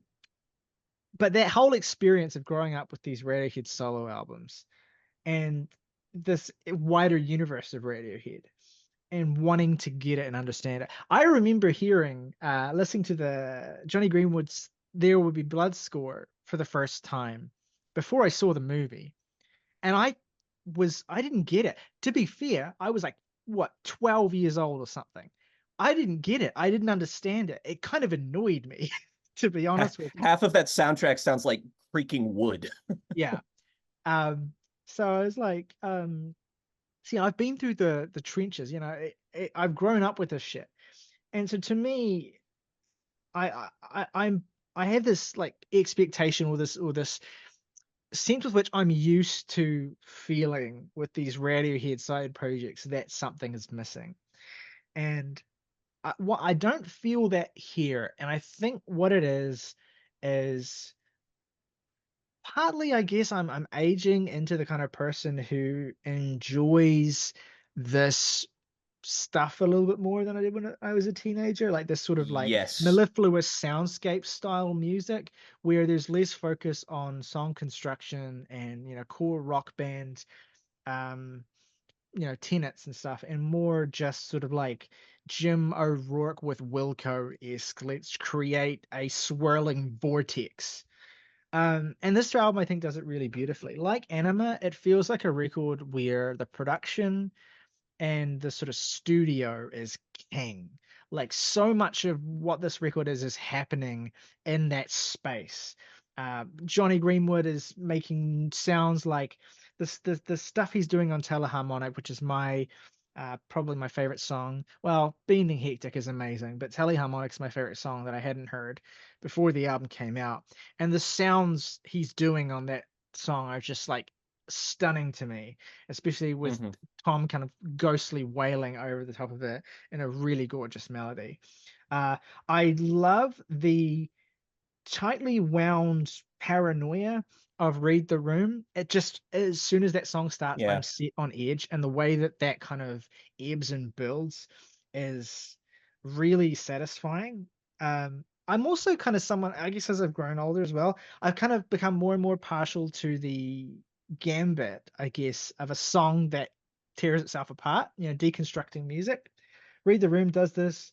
Under Our Pillows does this, as you already mentioned, Jake. And there's something about that as an idea for a song where you start with the core kind of elements sort of all put together and you basically just sort of pull them apart as the song goes on. I'm a real sucker for that. I find that really, really satisfying. And Friend of a Friend is a bit of a curveball because it sounds a little bit like the Beatles to me. Not Yeah. super heavily musically, but just sort of like the vocal intonations and melodies and stuff feels a little bit like Sgt. Pepper's to me. A little bit Paul McCartney, which is a bit of a curveball. And then the last three songs on the record are really interesting because they're some of the most formless. They're some of the most untethered from the rhythmic element, which Tom Skinner is so good at providing. And they really kind of take you into this alien space. Bending Heat, of course, we talked about in our Songs of the Year video, having this sort of extended section intro where it's essentially just sounds like Johnny's tuning his guitar, and then exploding into its massively distorted metallic outro. That's one way, but I mean, I Quit and You Know Me are also like equally alien and strange and ghostly in their own ways. And to me, the whole record feels like in itself it is sort of deconstructing, as it goes on. Because I think some of the more structurally sound songs are earlier on, like the opening track, for instance. And so, yeah, I enjoy this, I suppose, maybe on a more intellectual level than I enjoy a lot of Radiohead albums, which have a lot of immediacy and emotional kind of brevity to them. This is a little bit more. It's jazzy. It's strange. It's alien. It's eerie, and it feels like, unlike albums like the Eraser, Tomorrow's Morning Boxes, some of those other earlier records, it feels like that's not a byproduct of a lack or of like a not fully realized vision, which those albums I think felt like to me. It is a deliberate execution of a very carefully crafted philosophy and concept, which feels reflected in how the music plays. But that's like, if the record doesn't connect with you and if the songs don't resonate, then that level of intellectualization is going to mean nothing. I appreciate that, but it is, I think, why I enjoy this record. It strives to challenge your idea of this band and pull itself apart in really, really interesting ways, while at the same time providing you with this, especially with good headphones, this absolutely colossal, full sounding studio experience. Yeah, I really, really love it. It I as the weeks gone on, I've listened to it more. I've slightly reserved, my rating a little bit. I've kind of pulled it back just a little bit because I think came in a little bit too passionately at first. Um, it's not a perfect album, and there are limitations even within this sort of vision of why I love it that I've outlined. But I just being on the bus listening to a song like Teleharmonic in the middle of the night. I do feel like this album, and this is another thing I said to Jake, I feel like this album would be especially well suited to being like blazed up, like just being high as fuck Oh, and putting this on. can confirm, friend. Because the whole thing just feels like it has like a language, or like a language to itself that a sober mind would baffling. But who knows? I really enjoy it. Bro, we just got 80 milligram gummies from Rhiannon's family, so you bet your ass when I'm done busting my ass on my shift this week, I'm gonna come home, I'm gonna take one of those, and I'm gonna listen to this shit and probably pass out halfway through. But while I'm conscious, it's gonna rule. Yeah. Hey, look, and also they released a live album about a year ago, I think, of their first. Yeah. Maybe they'll do another one for this as well, and maybe that will change the nature of the songs in a way that might make some of them connect with you more and more again. Who knows? It's There's a history of this. yeah, it's Yeah. what I like is how prolific the Smile have been. And I feel like if they continue to be this Yeah. prolific, then records bouncing off you will like matter less and less because you'll be given more opportunities. And I feel like they're able to be this prolific because it's not Radiohead, because it's not this, there's not this weight of like every release has to matter. Every release has to be like, you know, a tome, you know, a new chapter that is perfect. And that's And obviously at the same time, though, I also don't think we have to worry about getting Wall of Eyes 2. I don't think we're going to get A Light for Attracting Attention 2. Like, even if that's the case, we'll still probably get enough different qualities between releases then, I think.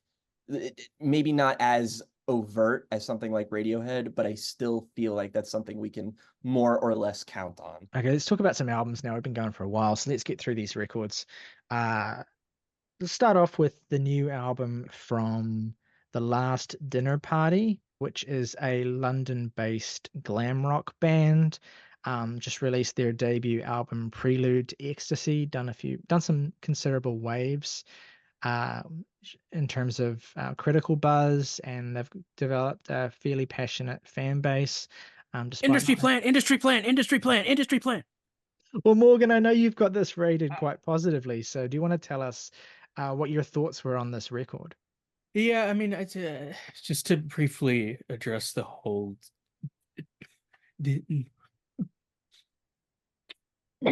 discourse. It's if is the music good or bad? Can we talk about this, please? I have to confess that It's like our last argument. When has an industry plant mattered as a concept? When was the last time it mattered? I have to confess I must have completely missed the boat on this even being a discussion. I just thought this It was was an bad. album people liked. But yeah, Mm-mm. I'm not okay. I suppose it's an album that people liked, but you're not allowed to like it because they had uh uh nepotism or like an easy leg into the industry or something. So it's bad music now and immoral, and you should perish for enjoying it. Are people really still making those arguments? I'm not saying I doubt you guys. Unfortunately, I'm just yes. saying like I feel like the whole thing about industry plant, I feel like that became boring. Not even just for us, but When we even did but it with for Billie younger Eilish in people. like 2020, it appears to be much like the sex and movies discourse, where it just Mm. just when you thought it was out, it comes and it pisses on your flower bed. Um, so that aside, um, this is I've heard six of them, so take this for whatever it's worth. But this is my favorite album of the year thus far. The voices, both musically, lyrically, and the literal voice at the center of the album, Abigail Morris as a vocalist to be really uh enchanting and bold and theatrical and sort of I wouldn't describe this as a glam album, really.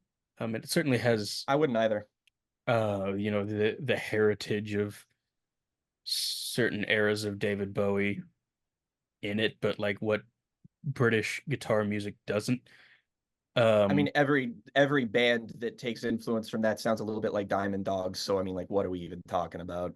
I was just really drawn in with what this group is doing on this record. Um, and it shows, as I say often with a lot of bands that are on their first LP, it shows a lot of promise, and I'm very excited to see what they do from here on out. I just as an aside, it feels really nice to be on the positive side of like the new hotness coming out of England. Well, not Yeah. necessarily just England, but um The really just in general, the Gen uh Z wave of music, like Black Country New Road and well, uh I haven't heard this, but the way I keep seeing it described is like, if Wet Leg were good, which is That is a fucking Mm. terrible descriptor, frankly. But I have seen Yeah. people say that, and those people were wrong. well, I think it's more to do with the fact that they kind of come out. It's like Wet Leg, Yard Act, this band, there's a few other ones as well. It's sort of like they come from the same sort of scene. It's like this British, young, sprightly, and overly enthusiastic, kind of in your face, really zoomery writing, um, and very kind of passionate, from the ground up fan base sort of thing. I think it's a looser association than just sonic comparisons, which I don't even think uh is even a there's even a basis there from what I can gather, because it's like this seems a bit more removed from the post-punk stuff. But yeah, I think there is like a wave of bands that seem to be coming through in the last few years that fit this particular mold in England specifically, like Greater London area. Yeah, and it is nice to be not completely put off by them, but B, sort of really enthusiastic about them. Mm. They always have a girl named Georgia in them, I find. Yeah, And she Thank you, usually Miss is like Hoobly. the bassist or the drummer. yeah, sounds about right. Yola Tango shout out. Uh, I actually I listened to this album before Morgan did, and it's, you know what, you're right. It is very surprising because I heard that and I was like, yeah, no way fucking Morgan's gonna like that. So I did I will admit when I am wrong. Uh, I I honestly, you said it's divorced from the post-punk of the movement. And that's funny because it's not like a tag that's listed on there, and I haven't heard anybody say it, but like it's not full-blooded post-punk, but like when listening to this, if you don't get like the heaviest Susie and the Banshees vibe from so many of these songs, then you haven't listened to enough of either, because it's very, very similar, very kind of flowery, but also there's like a central presence that anchors a lot of the hooks and the more like pop centric melodies. Like I know some people have been comparing this to like Lana Del Rey, and frankly, I don't fucking see that at No. all. It's like, do you mean in the sense What? that they are women who have like Yeah. feminine sounding voices? Like that doesn't make any fucking sense. Like this is an album that's like, it's like a pop and a rock album. Like Lana's albums are like singer-songwriter records. Like they don't have the same appeal like at all. Like not even Born to Die sounds like this. So I find that like really kind of stupid. However, it's very interesting to find us in the reverse of perspectives, because I kind of think that I'm with this album where I predicted Morgan would be with it. So very strange set of reversals here. I like this album a fair bit. I think it's very good. It's also something that just does not leave a much of a lasting impression on me. I like a lot of what it's doing. Again, it draws from lots of things that I like. Some Kate Bush also, like you can feel some Yeah. like Sensual World, Hounds of Love, First Half, kind of like her like poppier kind of stuff. I feel like you could definitely make comparisons to. However, I think you can track down, I don't know if it's actually in reference to this or if they were, actually referencing the broader like political phenomenon, but the second these girls name dropped Red Scare in one of the songs, I was like, oh Yeah. no. Yeah, see Thankfully, that's the Wet Leg kind of thing. The kind of band that would do a thing like that. and thankfully it's just this one moment, like it's not an overriding thing on the album at all, but it is very like it's an album that's about the theatricality of femininity in the modern world. And bizarrely enough, I'm going to pull from a criticism that Morgan used last year when we talked about Barbie, is that I just kind of have heard a lot of the things that this band are doing, like emotionally and like character wise, elsewhere, and it's captured my attention more in those places. I definitely think that the fundamentals of the song construction here are so solid that these guys have a lot of promise. It's just that like coming out the gate, this kind of aesthetic, it's just something that has I need a little bit more spice, I guess, in the mix to make this really stand out from its influences. But I can, like, these are clearly talented girls who are all like really, really accomplished at what makes a great, satisfying, immediate kind of glammy pop song. So it's still an album that I'm rather enthusiastic about. I'm just not quite in the either camp of being like, this is like, boring industry plant, whatever. And I'm also not like, this is amazing, but it's like totally a must hear for this year, I think. Like it'll be one of the bigger albums, I'm sure. I just dipped my Sure to be nominated for the Mercury what's The that? Prize. Mercury Yeah, that's the one. Prize. Yeah. I Um, just I gave it a almost wee said a BAFTA, but I that's just not gave the a wee same thing. listen, and I definitely got the Susie and the Banshee vibes that you mentioned, Jake, immediately. And then it started to click in my head why Morgan likes it so much as well. I'll give the full Mhm. album a listen very soon. It seems intriguing. Let's talk now about one of the most hyped albums of the year so far from critics. I would say there was a general buzz around this before it came out, as well as just a general anticipation Mm. because it's a really talented artist who Mhm. had a very well reviewed debut solo album a few years back. Of course, talking about Brittany Howard, formerly of Alabama Shakes, coming back now with her second studio album titled What Now? It's What Now, right? God, I'm not sure of anything Yeah, anymore. what now? Her second studio Hey, album what? her second studio album titled What Now? Um, with none other, no less than Jake's favorite person to mention on this show, Mr. Sean Everett behind the mixing boards. To He is literally a part of both albums we're talking about today, and I wasn't going to mention it, but it's fine.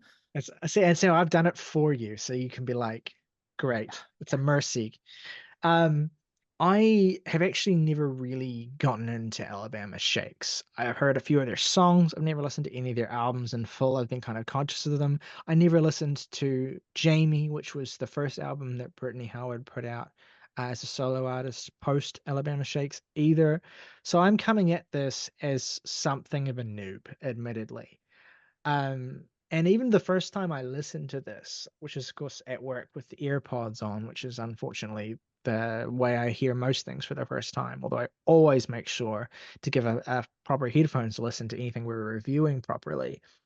But the first time I heard it with the earpods, I really enjoyed hearing Brittany's voice, and I enjoyed the arrangements, and I enjoyed the how hard it could hit, but I didn't quite fully connect with me properly until I did give it the proper headphones listen, sitting outside on the landing, well, I guess what you would call a patio, um, with the headphones on and the sun, and it just hit me how massive this album sounds.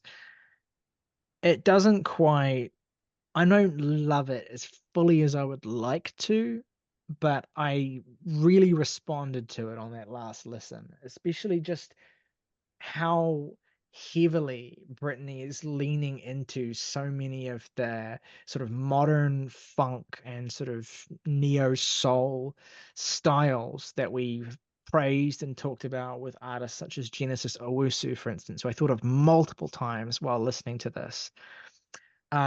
There's a real swagger to this album. There's a real kick to it as well. Britney has a real talent for hooks on this record, I think, especially on songs like I Don't and Red Flags, Prove It to You.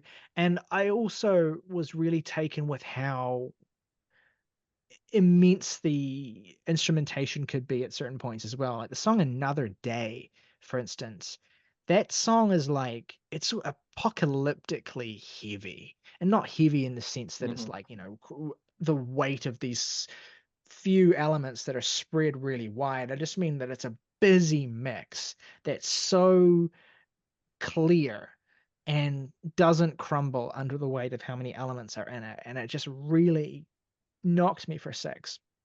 um, the strongest moment on the album, I think, comes early with the opening track, Earth Sign, which kind of sort of um, consigns this whole kind of slow brooding, not brooding, but this kind of like slow atmospheric build into this kind of massive sounding music that the whole album goes on to do, and it kind of neatly captures that in the first song beautifully. The title track I thought was great as well. Really, really strong, well written song too. I thought the album was quite well balanced across its runtime too. You get a couple of moments of reprieve in songs like To Be Still and Samson, but the vast majority of the album just really lands some pretty hard punches. And it's reasonably short as well. Like I don't have a lot to say about this album, but I enjoyed the biggest thing I enjoyed about this was the fucking IMAX sized scale that it felt when I had my headphones on, hearing these huge mixes.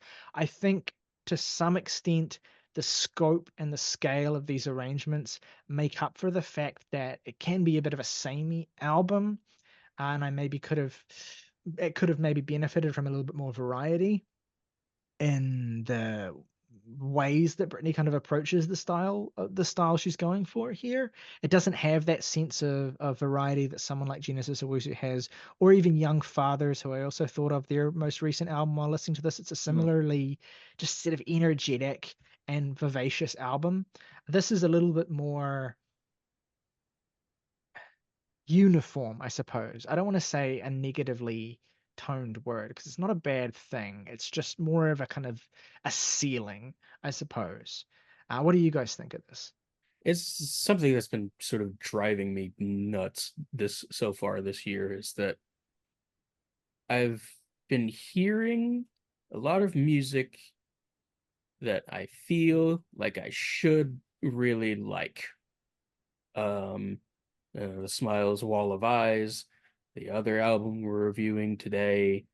Um, and I like it, but I'm not going as far with it in terms of resonance, emotionally or appreciatively, as I feel like I would. And frankly, the last dinner party is the only thing that has convinced me that I'm not going crazy in this regard. Um, Thank God for that then. yeah. Um, so this is sort of in that similar lane of like, yeah, it's good. I felt very little listening to it. Um, which I'm perfectly willing to admit may be my problem, just because I feel like if I were to go too far into it, then I would just be like trying to explain emotions I don't understand, and they were just sort of smelling your own farts. Then Well, I'm also gonna go out on a limb here and say that like there is always the chance that this could end up growing on me because like I'm the most familiar with Brittany Howard from the looks of it, I can tell. Because I listened to Alabama Shake's Sound and Color God eons ago because of a decisive Mr. Robot needle drop of the title track. And I fucking love that album. A deeply underrated record that I feel like got a lot of critical buzz when it came out and then just kind of got slightly forgotten about Hey, just because I love Britney the kind of song. I love that song. Is it Don't Want to Fight? That song I love. yes, Don't Wanna Fight. That Second track, that's a that fucking song's amazing song. awesome. I know that one. Yeah. Yeah, that's a great there were a song. Like handful of I songs love that from album. that time that I feel like you just couldn't get away from, which is Mhm. sort of why I never Mhm. listened to the album. But I feel like if you went back to it now, you'd probably be able to appreciate it just because it's been so like on the edge of the cultural conversation that undoubtedly it's just true. been.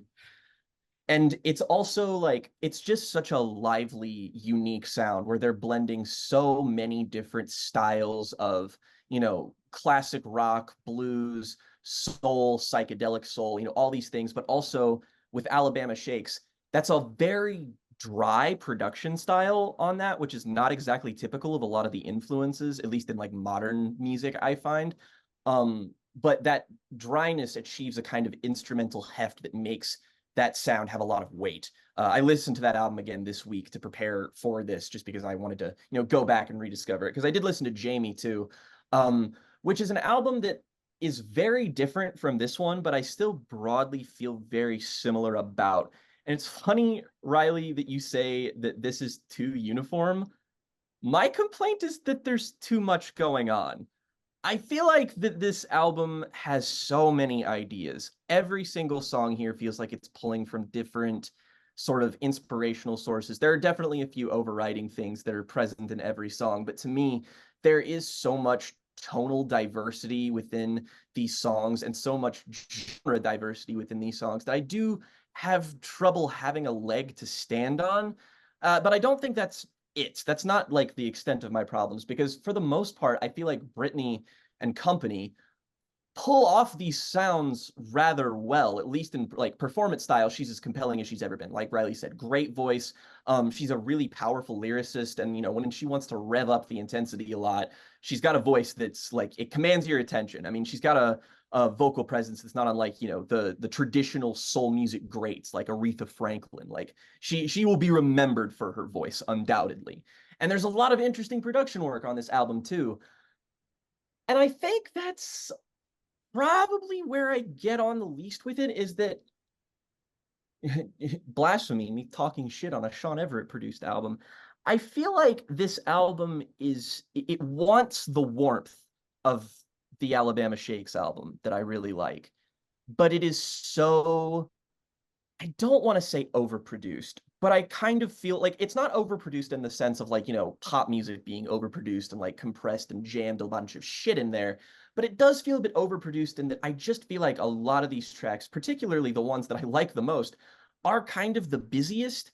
And there's always elements where I'm just like, I don't necessarily know if this gels with the rest of this. Like there's some moments on here that I just think are unequivocally euphoric. Again, Earth Sign, great fucking song. I feel like Prove It to You is just like her inflecting her music with like a dance pop kind of thing going on. Like there's a really driving rhythmic section in this song that's like really fun.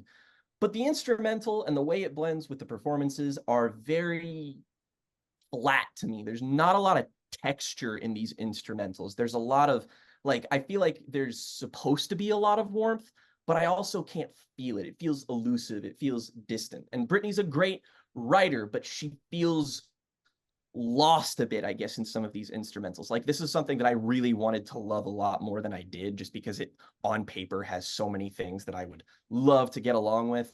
But I don't know, it's from a production standpoint, I find it to be a little bit lightweight. And Brittany is somebody who needs power behind her to accentuate all the great qualities that she has. And I don't feel like any of her solo stuff has quite given her the backbone that Alabama Shakes has. And I don't want to say that just like I keep coming back to comparing it to this different thing, but I do feel like if some of those qualities were transferred over, we would have a more successful end product. But since it's doing so well, I am fully prepared to admit that this is just an us problem and not a like overarching criticism. It's something that everyone should try, just because Brittany's a great artist and I'm glad that she's getting another critical breakthrough. But at the same time, I wish this was the album of the year candidate for me that it was for a lot of other people, it seems.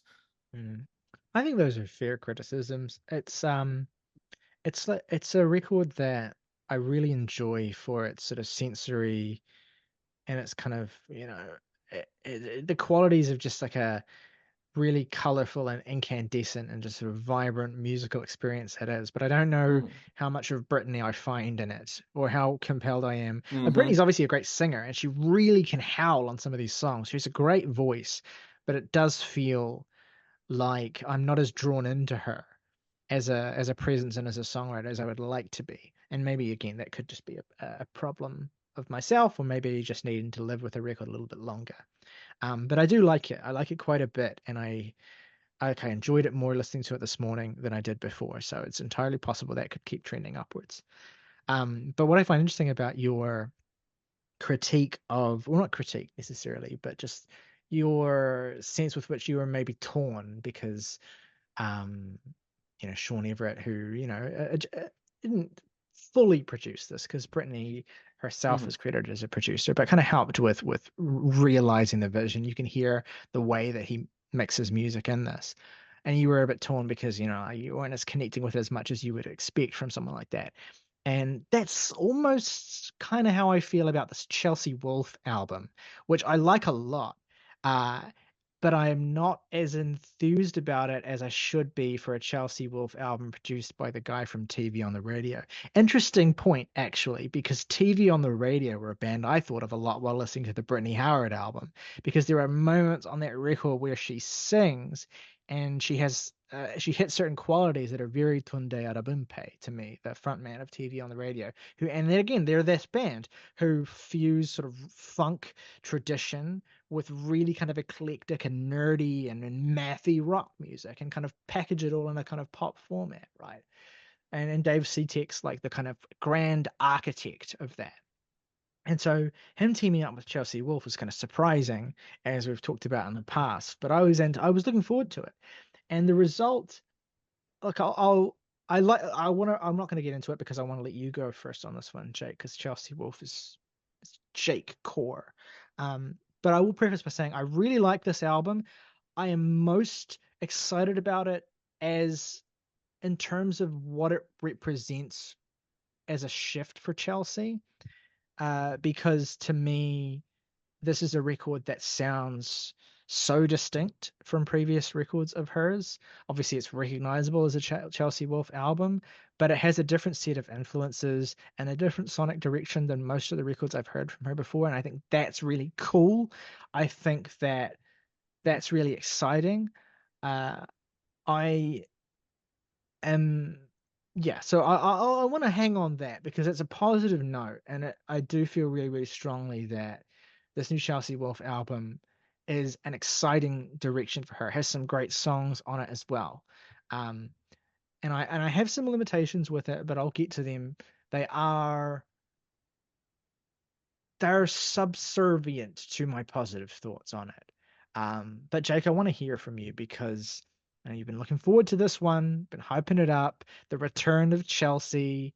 We haven't had a solo record from her in 4 years. Let us know, what are your thoughts on She Reaches Out to She Reaches Out to She? Well, obviously, if you paid attention to our most anticipated albums of the year video, I talked about how this was one of mine just because Chelsea is one of my favorite working artists. Hell, she's basically in contention for my favorite like solo female artist, period. It's like her and Julia Holter and then fucking everybody else, I guess. But I've been a fan since I've gotten into music, and my fandom has only furthered since. And I was really looking forward to this both because I really enjoyed the singles that were put out, most notably Whispers in the Echo Chamber and Dusk. And of course, we had the announcement for Dave Seatek producing, Sean Everett engineering. We also back sort of behind the boards as we have Chelsea's longtime collaborator Ben Chisholm as well, who's been with her on basically every single one of her main albums, including the Converge record. So obviously I knew that this was like with the talent behind the boards that this was going to sound great, and then the singles proved that. But I was still wondering, like, I didn't get a full grasp based on what she was going for, because the cool thing about Chelsea is that each one of her records is really so distinct. I feel like she's only really retread ground that she's previously covered like once or twice, most notably on something like Birth of Violence, and that's still an album that I think is kind of underrated, just because it is a bit more straight-laced than her earlier goth rocky stuff like Apocalypsis and Grime in the Glow, so it gives you something a little bit more, a bit newer. But at the same time, each one of her records is such a distinct sound, a distinct era, a distinct theme for her, and I'm just excited to see whenever she comes out with a new album what that is going to be, what that's going to sound like. And with She Reaches Out to She Reaches Out to She, I get my answer in that this is Chelsea Wolfe's trip hop album. Yes, thank you. You can hear Portishead all the fuck over this album. I've been listening to Dummy in my spare time this week just because of how similarly I find tracks like, Mr. Ons or Sour Times or whatever. I mean, like, there's barely a difference between the two things here. That's not to say that this is the only sound that Chelsea dabbles in on this album. It decidedly is not. For example, like Whispers in the Echo Chamber, the opener, for example, is very much what I would expect, like a combination of trip hop and chamber folk and also like industrial music there at the end. And honestly, Whispers in the Echo Chamber is one of my new personal favorite Chelsea Wolfe songs, not just because of the way it's built up, constructed. It's a very solidly put together song, but also lyrically, I find this is one of Chelsea's more fascinating efforts. In the respect that each of her albums identify a very specific set of influences sound-wise, I think that's doubly the case for what these albums are about and what she writes about. And Chelsea tends to make two kinds of albums. Albums that are so distinct in what they go for that they're sharp, they're refined, they play into what they're doing, they are a little bit more focused. Those are the albums like Hisspun, the albums like Blood Moon, the albums like Apocalypsis. And then there are albums where she just kind of blends everything together into whatever vague Chelsea Wolfish kind of sound you would expect. That's albums like Pain is Beauty. That's albums like Birth of Violence. That's albums like, to some extent, The Grime and the Glow. And to me, this type of album, this new album here, is definitely the latter, in that I do feel like this is a hodgepodge of influences, even though it overall is very trip-hop inclined. And I think Dave Seatek as a producer is a fantastic match for this, because he's able to add so much texture and density to a lot of the percussion on here. So a lot of these rhythms that, she has to employ for that trip-hoppiness are supremely satisfying. Best showcased on the second song on here, House of Self-Undoing, which just has this fucking drum break. Jesus, I could listen to 10 straight fucking minutes of this instrumental. I don't even need Chelsea to sing on this fucking song. It sounds, I'm like, you just immediately get it's it's so much fucking fun. I love it. I love the contrast that when Chelsea actually comes in against it, she fits into the pockets of these instrumentals so effortlessly. And delivers some of my favorite things that she's made up until this point. I also love the closer Dusk. I love the rip-roaring end to this that sounds like it's a fucking nu metal song. It's absolutely awesome. I love moments that are a little bit more atmospheric, like Tunnel Lights, The Liminal, Unseen World, which are just like absolutely captivating with the beauty and darkness that they channel. And lyrically speaking, I find this to be one of her best just because she's using it in synergy with the sound in a way that I feel like puts it a leg up above those other arguably transitional Chelsea Wolfe albums. Pain is Beauty, for example, feels like an album where it's just a grab bag of sonic influences that she's just taking from so many different things, and she's kind of using that to explore, feeling disheveled, lost, abandoned. And that's kind of the case here, except it's sort of a tonal inverse, is that a lot of the writing here, it is, dark and gothic in the way that you would want a Chelsea album to be. But there's a lot of content on here that's a little bit, I wouldn't call it uplifting, but I would see that, like, Chelsea comes to a sort of actualization on here. It's hinted at with stuff like the opener, Whispers in the Echo Chamber, because, like, definitely reading into things a lot here, but like, look at the lyrics to Whispers in the Echo Chamber and tell me with a straight face that you can't apply an incredibly salient body dysmorphia and gender dysmorphia read to the lyrics on here. Because, I mean, look at them. It is screaming at you. And it's definitely a little bit more broad in the sense of just like, your sense of identity, your sense of self, and trying to rediscover oneself, to turn yourself into poetry, as she puts it.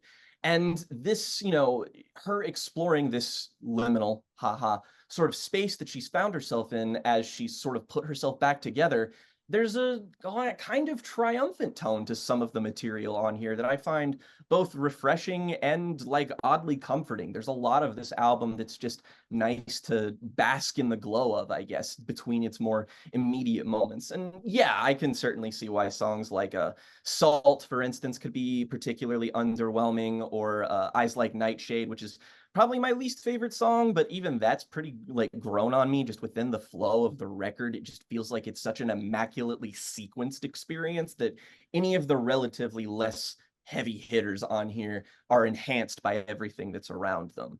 So I find it really compelling on a thematic level. I love the sound of this. I love what Dave Seatek brings to the production here. Chelsea is as, absolutely incredible of a performer as she always is. And I would say that this ranks around the direct middle of her records for me. I'd say I put it right above Pain is Beauty just because this album does have a bit more uniformity, and I feel like the sound and themes work together in tandem a little bit better than they do on that record, which I do love. It's just a little bit of a mess. But yeah, this is a stellar release from Chelsea. She has yet to disappoint me. Another fantastic incarnation of her sound, but you probably expected that already.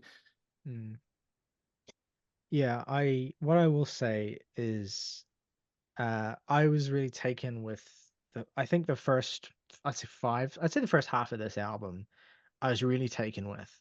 And I think the way that she adapts that, I'm glad I left it open for you to mention the trip hop thing because it is very heavy on this.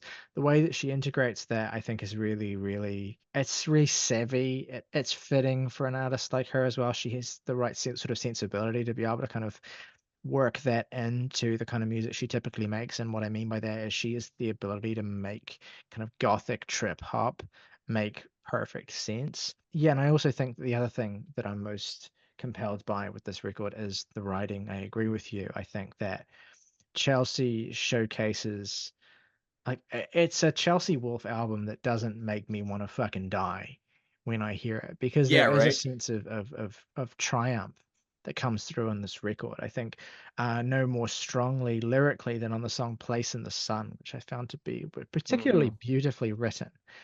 Oh, Um, yes. Sonically, though, I feel, and maybe this is just a me thing, I think I get the first, again, 3, 4, 5 songs are so well executed in terms of this vision. But by the time I get to the end of track 5, I feel somewhat as though I've kind of reached my fill of this. And I do think that the record kind of meanders from that point onwards. And it doesn't help for me that I think that there are points where CTEC feels like not quite the right fit for me. I think that's really no more seen than in Dusk, which I think is a really strong closer that I wish had been produced differently. It just has a little bit too much, I guess, dryness and compression in that heavy part towards the end of it. It just sounds really, it makes my ears hurt. I'm not quite clicking with his approach to production on that song. And there are other parts on the record as well where I feel as though, because what C-Tech does is he has a real kind of funk, kind of groove driven mindset as a producer. So it's kind of about, a lot of the time, especially with the rhythmic aspect, kind of sucking the air out and letting it feel really sharp and hard hitting. And he's an interesting choice of a producer for Chelsea because she's someone who, makes a lot of really atmospheric music with a lot of reverb, a lot of kind of, echoing space in her music as well. So to kind of attune someone who's known for making really kind of sharp, airtight, groove-based stuff into that space, I think, because it makes for an interesting mix. And I'm not saying that they're poorly matched the whole time. I don't think that. Uh, the songs that I really, really like, I think, I have no real major production issues with. But I do think that some of those tracks later in the record start to meander a little bit from my liking, and the alchemy, I think, of the two together and of Chelsea's sonic shift starts to feel a little bit stale towards the end, unfortunately. But that's my honest feelings. I really do enjoy the stuff that I do really enjoy on this record. I, again, am most excited about it. I'm not going to do the cheap thing and saying this is most exciting because of what it means for future Chelsea albums. But really, what I mean is that the fact that Chelsea's even making this kind of shift in the first place, I find exciting. I like that she's kind of moving beyond. To me, with the last few records that she's made, each of them has felt like a distinct version of what space Chelsea can exist in. And you've had records like Hitspun and the Converge collab that have been obviously much more kind of focused on Chelsea's skills in a metallic space, which have been really, really cool to see. Hitspun, of course, still being my favorite Chelsea Wolfe album comfortably, as well as the folkier side of Chelsea that she's thoroughly mined in the past as well. It's nice to see her kind of feeling as though she's moved beyond both those spaces and making something very distinct with this record. So I appreciate that. House of Self Undoing, total rager. Whispers in the Echo Chamber, I thought was a really strong opener too. Again, I can't really pick highlights because it is just the A side of this album. I think is great. But yeah, that's where I come on. Is I like the album a lot. I really enjoyed listening to it. I'm a little sad I didn't quite love it, but I came close. And there's enough material here for me to feel satisfied that I've got my fill of Chelsea in this era. It's kind of how I feel. Morgan, anything you want to add? I'm in a similar place as you, but with a tad more frustration because it's like you've told me before this album uh that Chelsea Wolfe's next album would be sort of take a trip hop flavor to it. I would be pissing in my pants. Um and it's here and that's what it is. And I'm just not fully yeah, you know? Um I love this song yet again, songs with long ass titles and I can't remember the name of them. It's like if your song has more than 3 words or more than 2 words, the odds of me forgetting its name are I love that we've astronomical. gotten our quota of Morgan's meaningless and unfair criticisms because after we had the don't fucking lowercase title anything ever the other week, and now we're like, oh, more than 3 words, get fucked. Okay, you know what? I'm fully planting my flag in the you should grammatically correctly name your song titles because grammar matters. This is petty and unreasonable. I think you should capitalize things that are proper nouns. Um, and I will die on that hill. Um, Point is, I love House of Self Undoing. That is my real point. Um, Again, I was instantly reminded of Smashing Pumpkins' Adore, specifically Apples and Oranges, and the sort of late 90s beat on that song. Um, I'm always a sucker for, and no doubt was an influence because I know Chelsea's talked very highly of that album specifically before. And, I see the sonic kinship with Dummy, and that's one of 10 albums that I have at a 100 out of 100. So the fact that I'm not in love with this is infuriating, and I fully intend to get to the bottom of that. Maybe we'll update in coming weeks on that. But right now, I'm just sort of, I don't know, it feels a little samey in parts to me. Um, Sort of repetitive at certain points in the back half. Um, and it's just not always connecting with me in the way that I feel like it should, which is the theme for new releases today. Yeah, Here hey, we look, are. I sympathize. I feel like I felt that way about a lot of albums so far this year. It's been like, yeah, there's like 2 albums I love this year, and I recognize that they're both albums that you've had this problem with as well, Morgan. So I can only sympathize so much. But generally speaking, Yeah, this has been the year has started somewhat slowly, I think, and hopefully we can. I'm sure before too long, probably sooner than we can even anticipate, there will be a holy grail album that all 3 of us are just equally upchucking praise at. I'm sure that will happen very soon. maybe Um, we just need a mid to bad year. We just need that on the docket, cleanse the Well, palate. I'm having a really good year so far, so hey, that's can't good. relate. That's good. I'm glad one of No, us yeah, is. Yeah.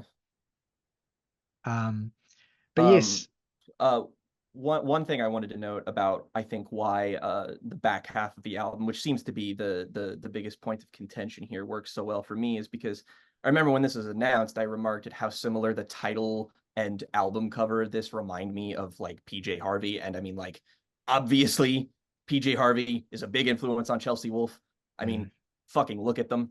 But the reason I feel like a lot of what works on the back half for me works is because it sounds a whole lot like my favorite PJ Harvey album, which is This Desire, an album that I know is acclaimed, but I've never heard a single person talk about, which is PJ Harvey's trip hop album, that I absolutely fucking love. And it's a lot subtler. It's a lot more atmospheric. It's not as direct as albums like, Dry and, just like her earlier stuff that you associate with PJ Harvey, and it's not quite as mature, quote unquote, as like her later sort of more singer songwriter inclined or chamber folk inclined stuff. So like I feel like that might be a big reference point for her, obviously, aside from like things like Portishead. But it's just a sound that I'm way more accustomed to and that I've grown to be really attached to. And I like how dark and brooding, I guess, Chelsea makes it, just because however influenced by PJ Harvey she is, undoubtedly her own, gothic flavor just kind of seeps into everything that she does by merit of the fact that she is Chelsea Wolfe and her voice do be sounding like that. But that was another point of comparison that I thought of very, very frequently. That's a really on point. It's funny because I thought of another female singer-songwriter who made a trip hop influenced album in 1998, and that's Tori Amos's From the Choir Girl Hotel, which I There would you go. recommend you listen to if you enjoy this and Is This Desire, because the same Oh yeah. the fucking the Matrix is linking all of these things together. I think that I think Chelsea's absolutely influenced by PJ Harvey in that era, by Tori Amos in that era, and by Portishead in that era. It was something in the water with those girlies in the mid-90s. They were getting Fucking dark. Is This Desires produced by Flood. So that they Smashing Pumpkins, Yeah, Adore, like all the you can. things are coming together. It's all part of the same system. Um, Man, yeah, but that's dope shit. I really, really appreciate hearing that influence come through as well, especially because I fucking love that Tory album and that PJ album. This I didn't really have a place for this as well, but I just, as a completely random aside, there were parts of this album where I thought Chelsea sounded a lot like Mitski.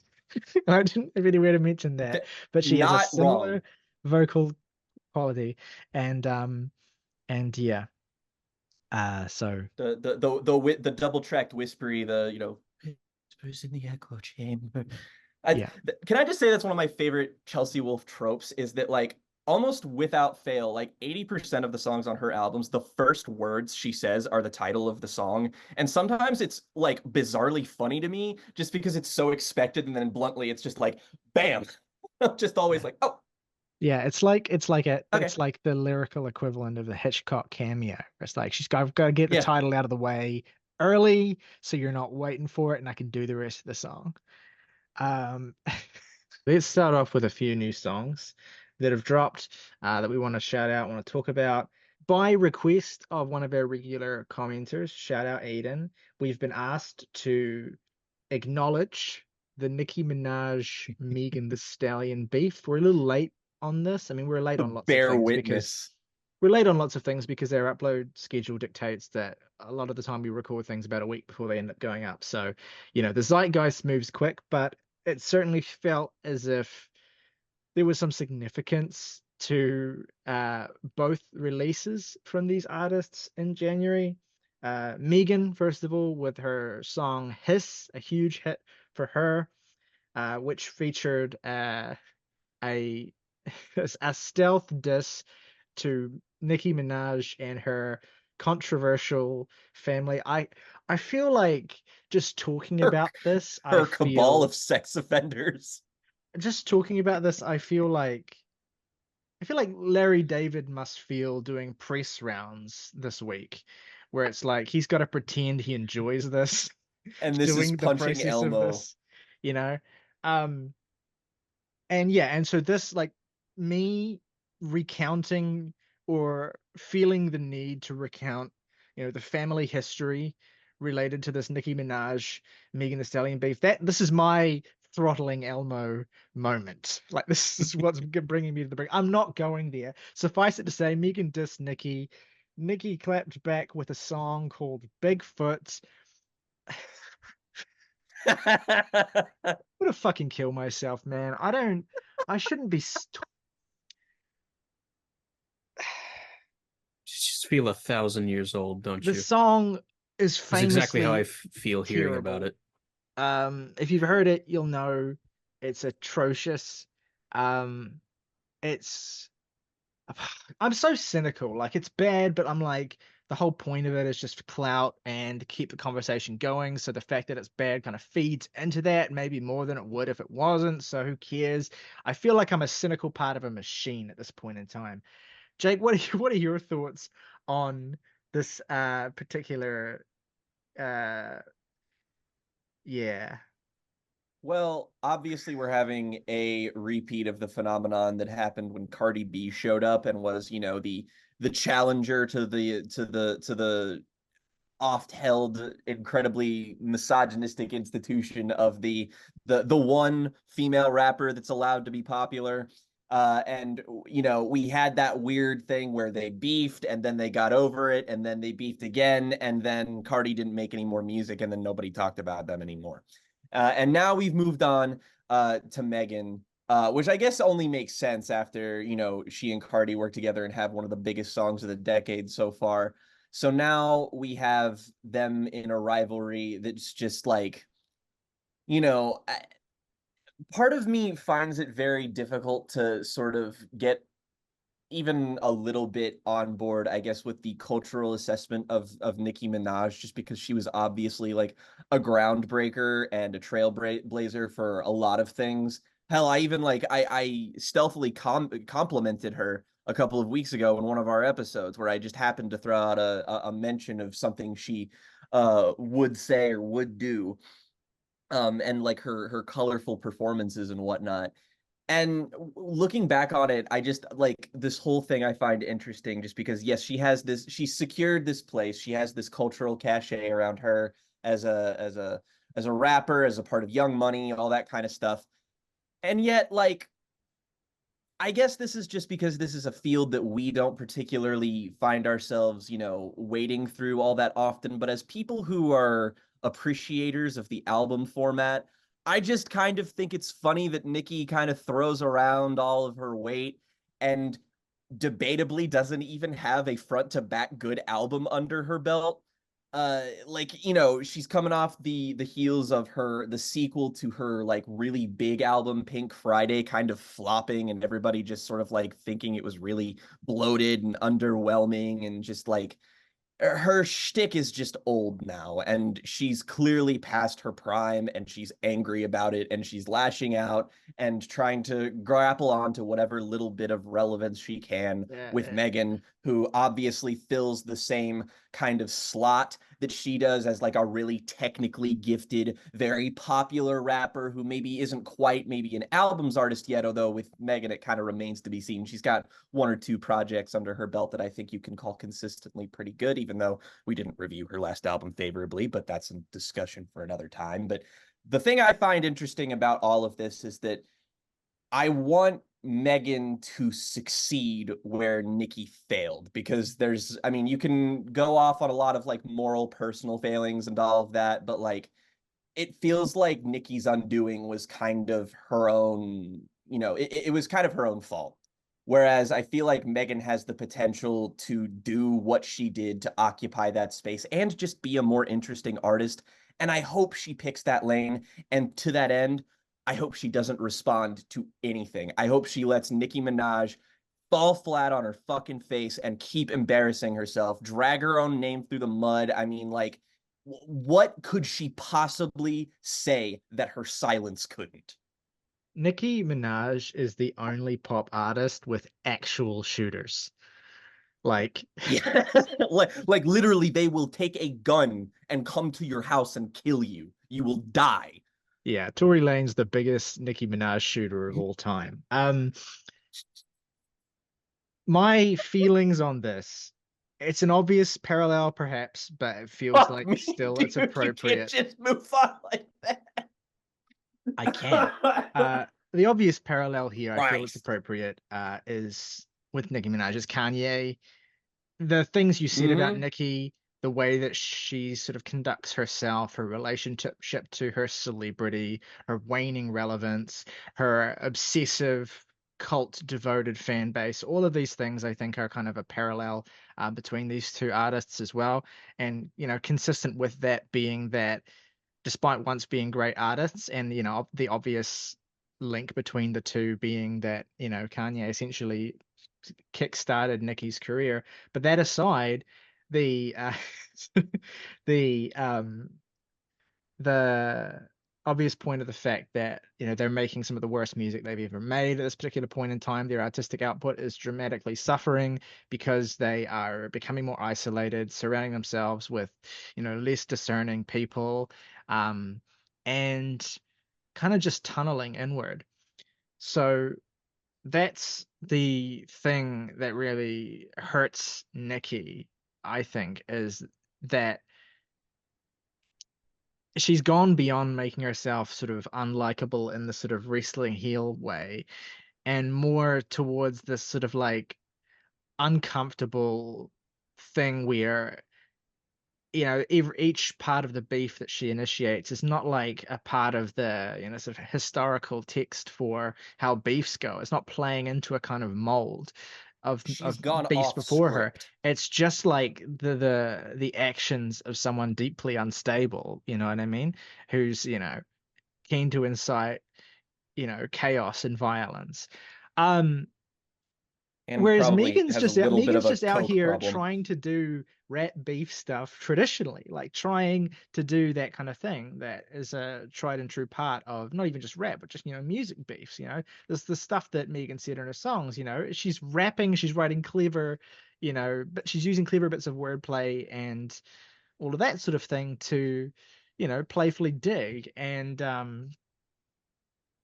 She's just Nikki's better at it right now. yeah. So that's really all it comes down to. Hopefully, we never have to talk about this again. And hopefully, we can talk about the next time we talk about Megan. It can be in the context of celebrating her music or something outside Absolutely. of this, terrible situation essentially that she's been kind of, holed up into.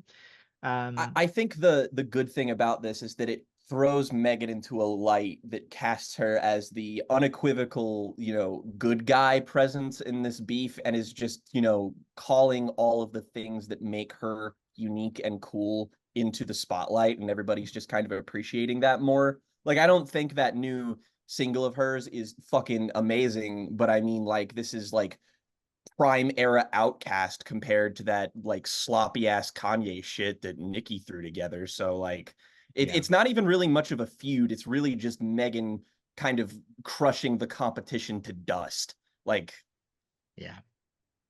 We will probably talk about it further down the line when we're reflecting on some of the worst music of the year. Let's just leave it there. yeah. Um, let's move on and talk about the first new song in 17 years from one Mr. Billy Joel, a living legend. Jake and I did a Record Club episode talking about Billy Joel and Elton John late last year as well. Talked about Billy Joel's classic album, The Stranger, so not a new topic of discussion necessarily to this channel.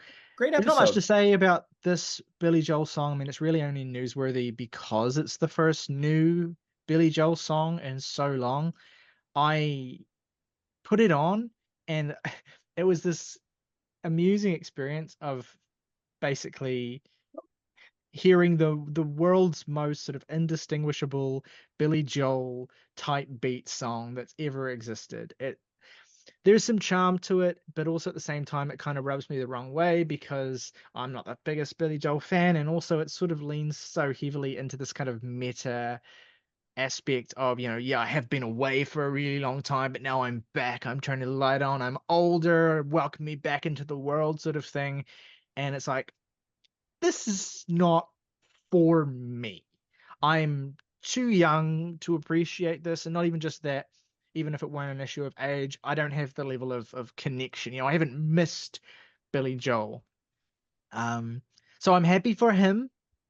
But this is really for me a Great Gowns, Beautiful Gowns situation where the song is just, it's a perfectly adequate piece of music that does the things that a piece of music should do, in my opinion. Like, not too dissimilar from our actual Billy Joel and Elton John discussion last year, where we kind of thought we were going to be approaching things from a different angle, and we ended up coming at things from a more similar level than perhaps we anticipated. Even though I have about as much attachment and nostalgic fondness to Billy Joel's music as someone is capable of having. And yeah, this is like firmly a C plus tier Billy Joel song. I am also kind of like, I'm glad you mentioned that. Probably wouldn't have said anything if it wasn't for like just the whole meta narrative of this song is very like, I don't want to say self-congratulatory, but it does feel like a little bit. And like I get it, but also this is not really the kind of thing that I would come to Billy Joel for. I like that maybe there's a bit of added weariness in his voice at his old age. Like he's still a pretty good vocal performer, but there is still something noticeably worn about like the tenor in his voice here. And I like that. I just wish it was being applied to something that was a little less melodically basic, shall we say. Yeah, I'll say I think the vocal is the best part of the song. Just the fact that, yeah, you can tell that Billy Joel has aged, but not like it doesn't leap out at you that he's aged. It's really the lyrics that and the tone of the song that draw your attention back to that. But Billy sounds Mm-hmm. amazing. Like his Mm-hmm. voice is as iconic as it's ever been. Um, so that really does stand out. And I think that for a lot of people will be what really triggers the nostalgia because it's like, oh shit, Billy is teleported out of the 80s, you know, and or like this is a long lost song, you know, that I never knew existed that I'm getting to hear right now. That's the kind of feeling I imagine that, you know, boomer slash Gen X Billy Joel fans must be having when they hear this. Happy for them. It's nice that Billy Joel fans now have their equivalent of Barry Manilow's "I Write the Songs." That's a deep cut reference for everybody out there. That's Uh, the first time I've thought of that since it happened.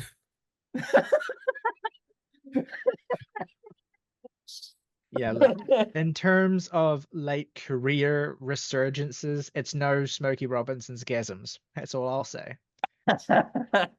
Um, Oh man, give me mindgasms.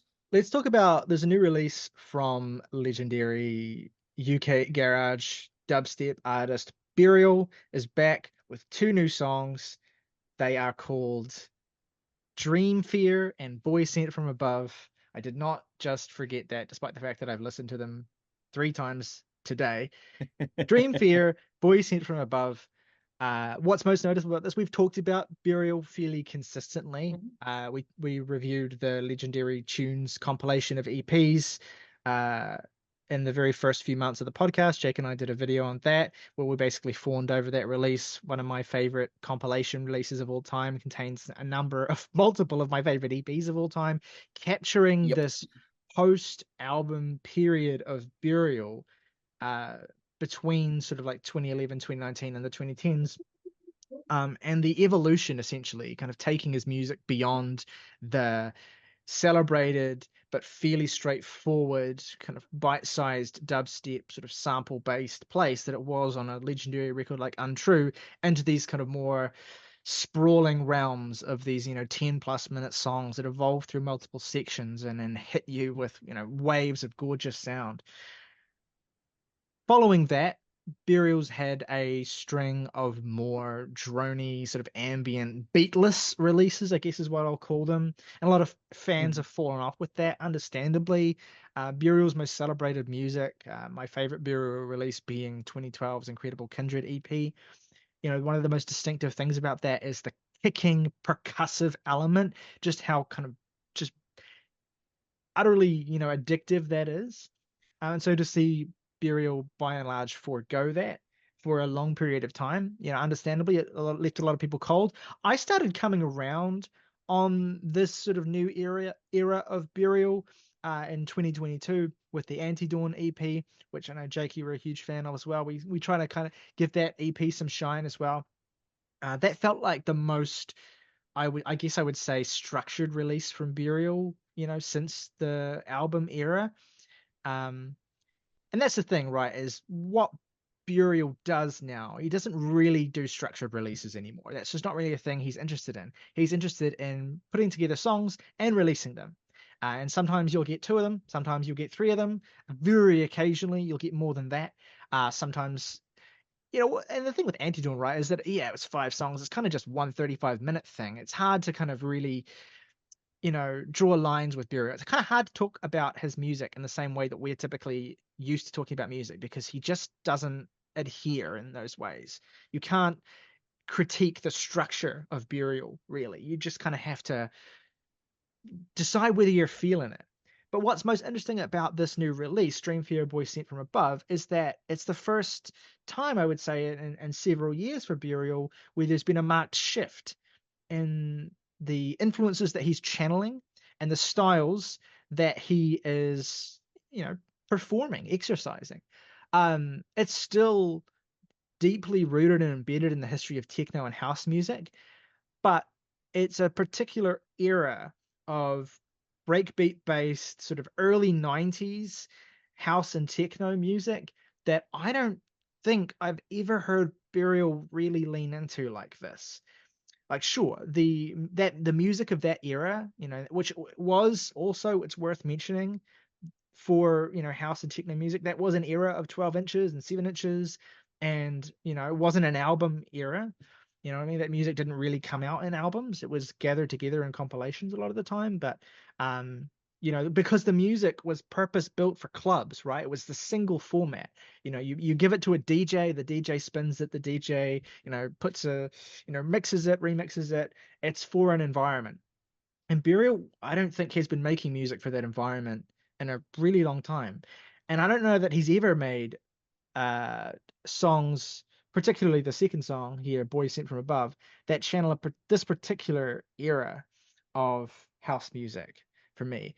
And as someone who grew up with, early 90s tapes and, the nascent days of techno music, my dad was obsessed with all that sort of stuff. This was a massive nostalgia punch that I was not expecting from Burial. The first track, I think, is a little bit more formalist, but it has enough of those elements of early 90s house. There's looped rap samples and just a kind of very clear sort of thumping 90s sound.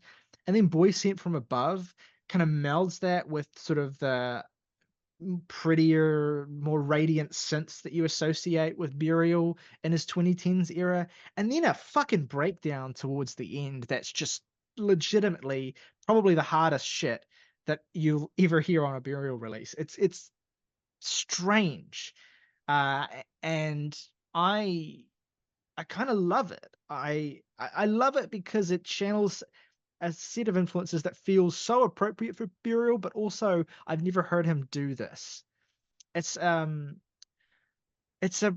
exciting as well, and I think it's fitting too because Burial's signed to XL now.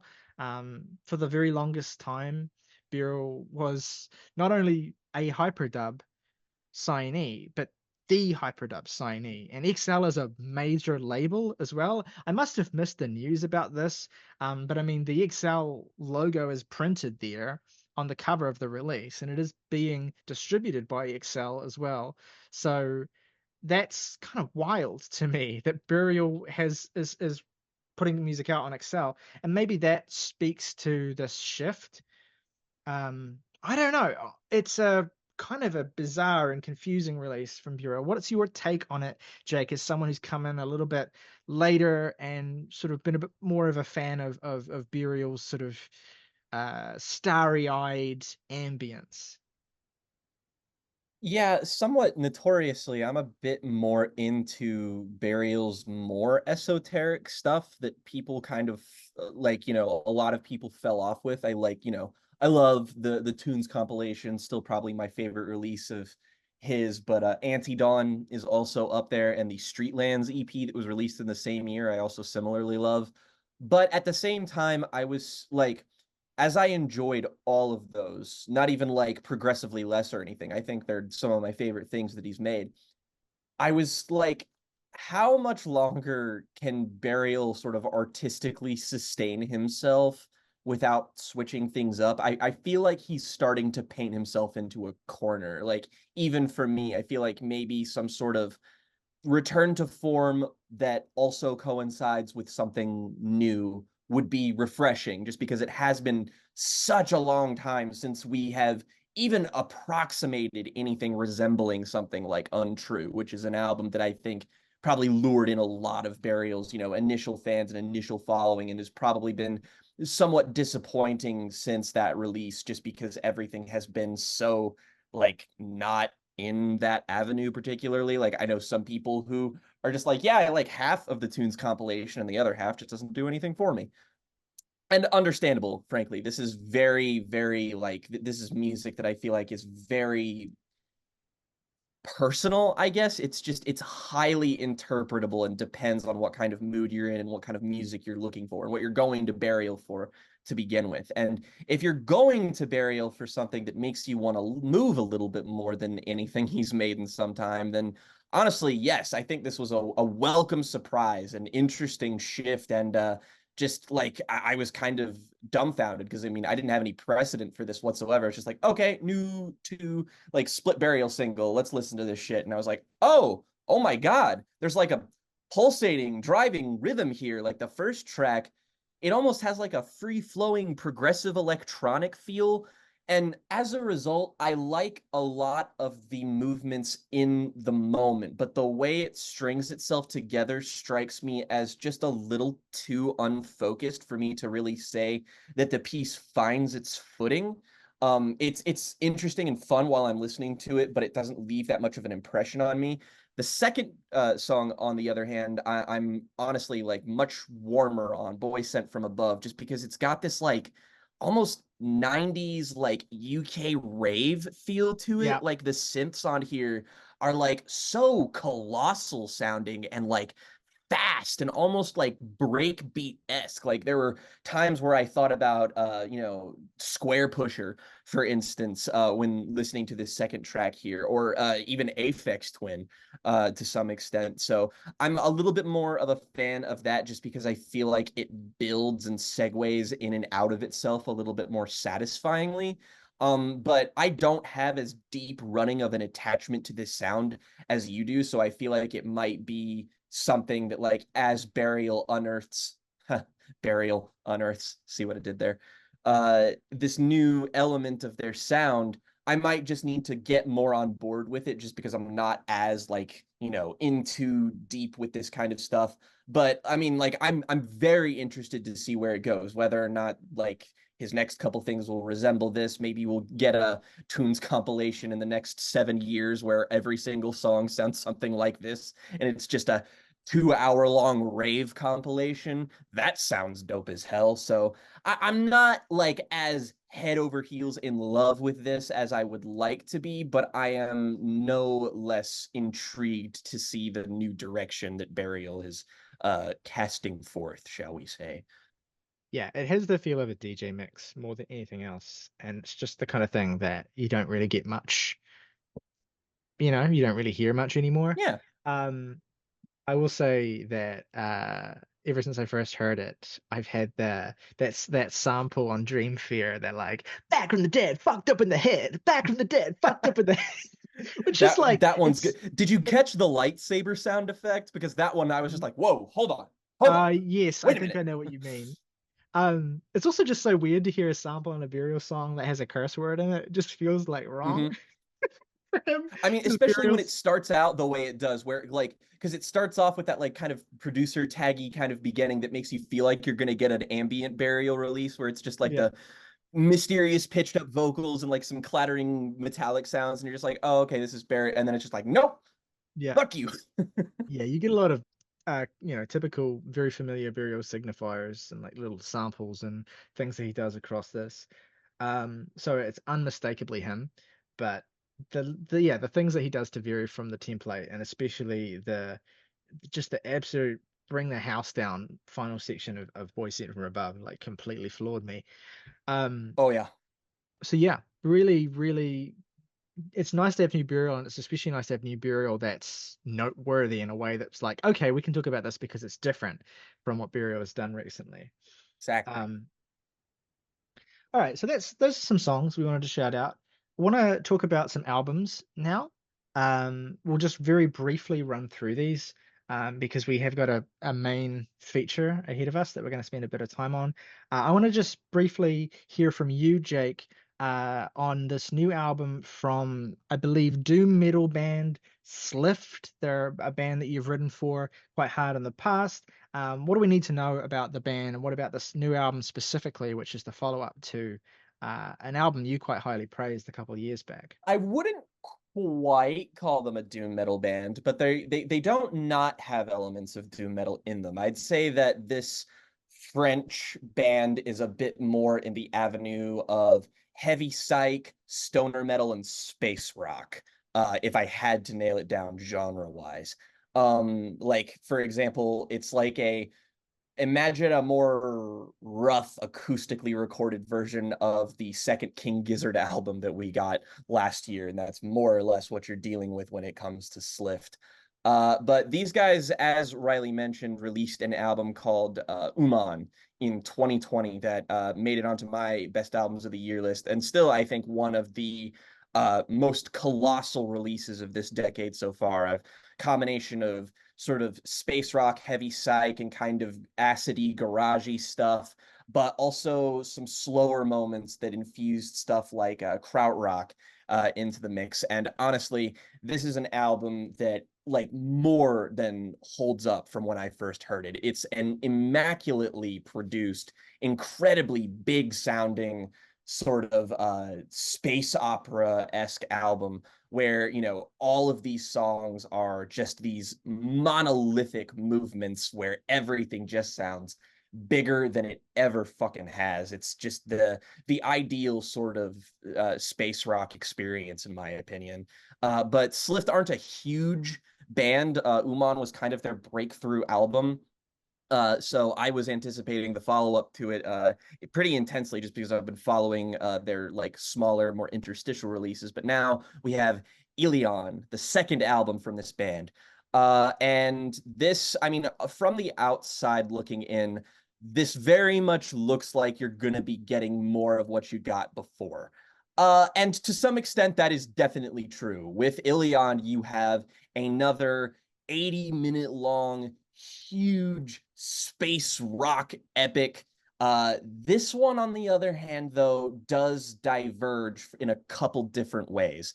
I would say that this album has more of an influence, like it's more harder edged, it's more metallic, it's a bit more progressive, maybe even post-metal infused, I would say, with some of the structure of the songs here. There's overall less songs, even though it is like basically the same runtime.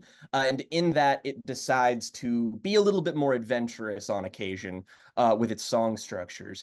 And also with its production gets even more intense. I think of moments like on the first track on here, the title track, the huge 11-minute long opening where it starts off where one of the first notable things of the song happens is where these riffs and these enormous blown out horn sections just kind of coalesce and like throb in this mix, and they just sound absolutely fucking huge. It combines them in a way that it makes you feel like you've never heard something sound this intense or extreme. In that sense, it is a very claustrophobic album in a way I think Uman was not. But I think that's only to its benefit, just because everything that's crammed into the mix here is something that works. It adds more ornamental detail. It adds just like there's more to chew on instrumentally, and it hits a little bit harder. I don't think it's as solidly constructed as an album, maybe, as Uman, and I was kind of able to follow a little bit more of the narrative through lines with that record. Though I'm not done parsing through this album, so that could change a little bit. But in many respects, I think this is kind of an ideal follow-up. It's just as grand an ambition, scale, all the things that you would want it to be, but it takes a different enough bent to showcase that this band has a lot of lasting versatility and just, I mean, a lot of stellar moments. Like this, beyond the shadow of the doubt, proves that Slift are a great band who are like really technically refined, really great musicians that just like they clearly took this is an album that sounds like it took 4 years to make. Stuff like Ilion, stuff like Nim, Confluence, The Story That's Never Been Told. These are going to be highlights of the year for me, song wise. And a lot of this album, frankly, stands just as tall as its predecessor does. So if you're into space rock, heavier stuff, maybe a little bit more languorous or even challenging post-metal kind of things, Cult of Luna fans, if you want something a little bit faster but has that same kind of feeling as this is probably like it's definitely up your alley. It's very sludgy, it's very metallic, but it's an exceptional release. It's just another great opportunity to get into a really, really underrated band. If you check out this, you will like Uman, or if the reverse happens and you like that first album, you'll like this one. So huge recommendation there. It's a great record. I also want to shout out a sophomore album from the Liverpool-based rock band Courting. I became aware of this band in 2022 with the release of their debut album, Guitar Music, which is just like a kind of kaleidoscopic collision of, sort of dance punk, post-punk, sort of, electronic influences, a real grab bag album that didn't quite land for me, unfortunately. I do want to revisit it though, because there's a lot about it that feels like I should love it, but I just didn't quite connect with me at the time. Their new album is called New Last Name. It strips back a lot of the genre eclecticism, but rapidly turns up the what is proven to be divisive style of this band. It's a much more sort of conventional rock album on the one hand. It's kind of got this how I would pitch the band based on this is it's kind of like if the 1975 tried to make a post-punk album, basically. It's got their sort of like wiry, bright, hooky sensibility, but the instrumentation is just this kind of really kind of dirty bass sound and this sort of like grinding grooves. Really fast-paced though, don't get me wrong, it's not music that's dour. It's just a sort of a collision of sensibilities that you might not be necessarily all that used to. A lot of fans of this band hate this album. It has been very divisively received by their fan base, which is interesting because I checked it out on the recommendation of Ian from IndieCast without even thinking to look up what the reception had been. I wasn't that interested. I just put it on. I was like, I'm really enjoying this. This is like, I don't remember their first album all that well. I remember not being all that impressed with it. I remember thinking it was a bit all over the place. This, to me, feels like it makes a little bit more sense. It's doing some really, really interesting things. It applies its production style in a way that is very intense. It's heavily distorted, compressed. It has bizarre treatment on the vocals of the frontman. Just this lathered in this sort of like auto tune that adds this real kind of synthetic quality to his voice. And yeah, the band are just throwing their all into these songs. They're really kinetic, really fun, really punky and energetic songs. And the combination of those things, the way that it's something fairly standard, I think, presented in a really strange way, endeared me to it a lot. I talked about this album in DMs with August as well, who also really, really enjoys it. So yeah, to me, the frigid reception this has received from the fan base is really surprising. It's not surprising to me that people generally wouldn't like this, but it is surprising to me that fans of the band are so cold on it because to me it's challenging and interesting and annoying in all the right ways. It kind of pushes you as a listener, but also rewards you for as much as it pushes you, I think, especially with the first few songs. I really like the song The Hills. The final song, America's fantastic as well. Yeah, I just really enjoyed this. I've listened to it 3 times this week. It's never lost that shine to me. It's not a, perfect album by any means. I'm not even sure if I would call it a great album, but it is a very good one. It's one that has a lot of approaches to a style I'm familiar with that feels fresh enough to be new, and some production decisions that are bizarre enough to just keep my attention. But if you're someone who is uh, not really looking for kind of music you can gamble on in that respect, if you want something that sounds good, you stay well away from this. It's an impressively produced album. I can't impress that enough. But if you're open-minded and if you want to give it a shot, I would recommend it. I think that the reception this album's got has kind of been unfair for the ways I think that it is really creative and interesting. And I'm interested, and I want to give this band the benefit of the doubt as well. I will go back to their first album and see if it lands with me a little bit more than it did when I checked it out. But yeah, this was really, really, really, really interesting and really cool, I thought, because we're also branching out and talking about games and other forms of media as well. And there's been a big game release recently that I know has been dominating a lot of the spare time of both Morgan and Jake, and that, of course, being the new. Is it it's not a remake, is it? Or it is a remake. Yeah. It's a remake. I knew that. There's the whole thing with, there's too many words that start with re. Anyway, Persona 3 Reload. How dare you say that about my girlfriend? different. It's a homophone. Anyway, Persona. How dare you say that about you're his girlfriend? homophobic.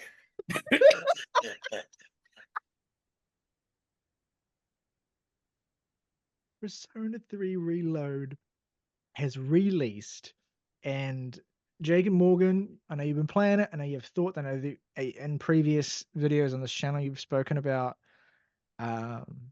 what a masterpiece the original game was, or how much the original game meant to you. And I know also that there was a whole thing where it's like the original game was great in all these particular ways, except for this one thing, which I can't remember what it was. That you were like, okay, if the remake, I just remember you saying, if the remake fixes this thing, it'll be perfect. So, stepping back from that, why don't you tell us about Persona 3 Reload, what your thoughts are so far? Because I know neither of you have finished it. It's a long-ass game. What are your thoughts so far on the game and on it as a remake as well? Oh, I love that I'm joined by my co-host Jordy LaForge. Don't Rainbow read me. Where my I've got a sleeve roll.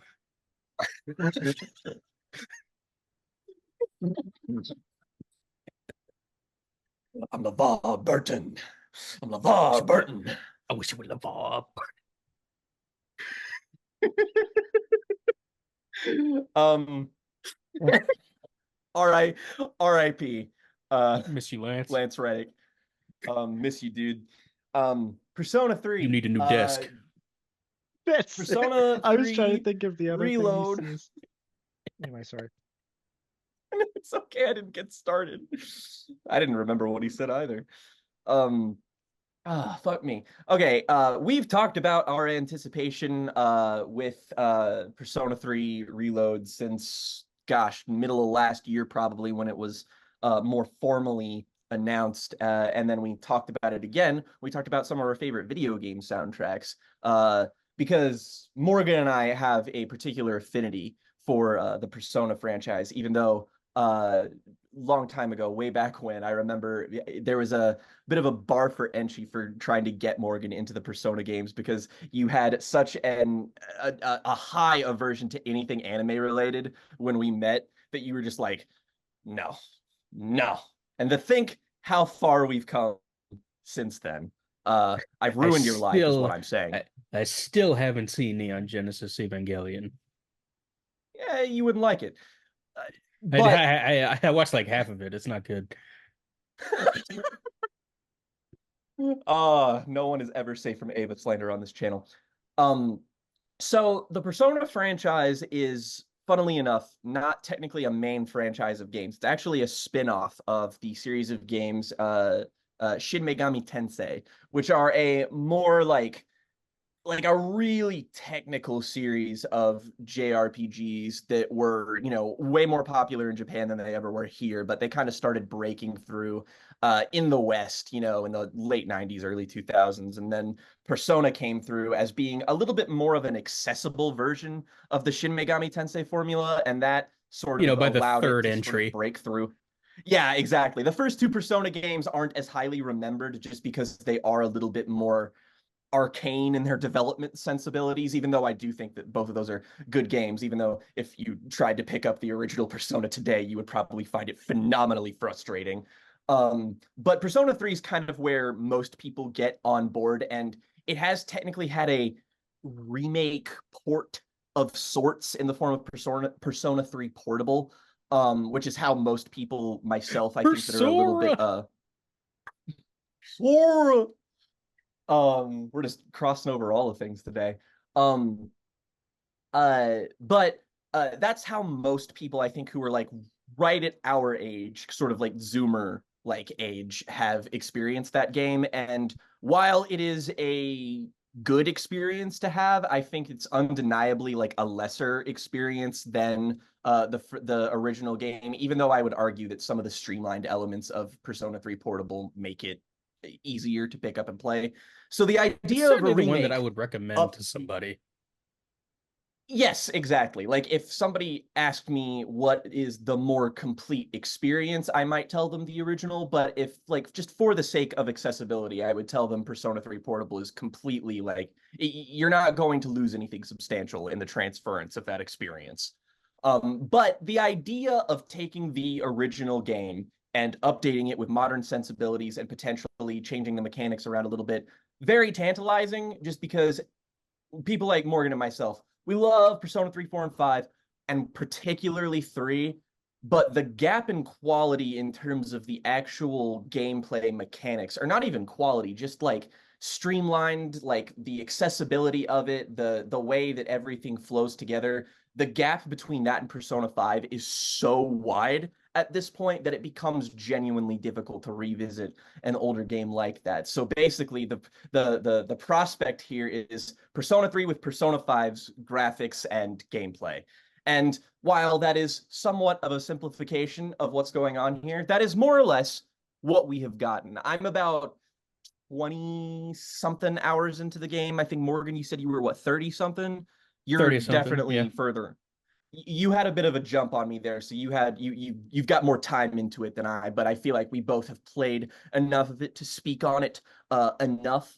And I think I guess the most interesting thing about the game is that we've talked about, specifically in reference to things like the Silent Hill 2 remake, before, where we talked about just like the idea of like even changing the voice actors in that game being like a fundamentally like sketchy prospect for those who want to experience that game or want the experience to be preserved or whatever, because technically speaking, this is as deconstructive of a remake from like the ground up, because the voice actors here are all changed, and anybody will tell you that the voice acting in a Persona game is like paramount because of how much time you actually spend conversing with other characters, listening to dialogue, and just actively engaging with this present element of the game. And obviously a lot of people who played that original have like a nostalgic attachment to a lot of those voice actors and what have you. So it's a bit like like there's in Persona 4, in the original version of that game, there is a character who is voiced by a voice actress that led this particular character to be widely hated in the fan base for years until Persona 4 was remade for the PlayStation Vita, and this person got a new voice acting performance and then became a beloved character. So that's the kind of thing that we're dealing with here. But I am happy to report that not only does the new cast uniformly just knock it out of the park with all of their performances and casting, frankly, pound for pound, I actually think that this is a better cast of voice actors. It's kind of remarkable, honestly. I think the direction is a little bit stronger just because you can feel that some of the line delivery with these characters is a little bit less flat. And even like characters who are a little bit more on the periphery, like even people who aren't in like the main group of characters, side characters like Yuko, have amazingly like charismatic vocal performances that I'm like really, really taken with and impressed by. Most notably, the dude who replaces Vic Mignogna as Junpei, who I was really worried about because Junpei is my favorite character in the game, has some of the most dialogue and one of the most important character arcs to the game's like thematic arc. And Vic Mignogna, shitty person, bad, don't like him. Great, noted sex pest.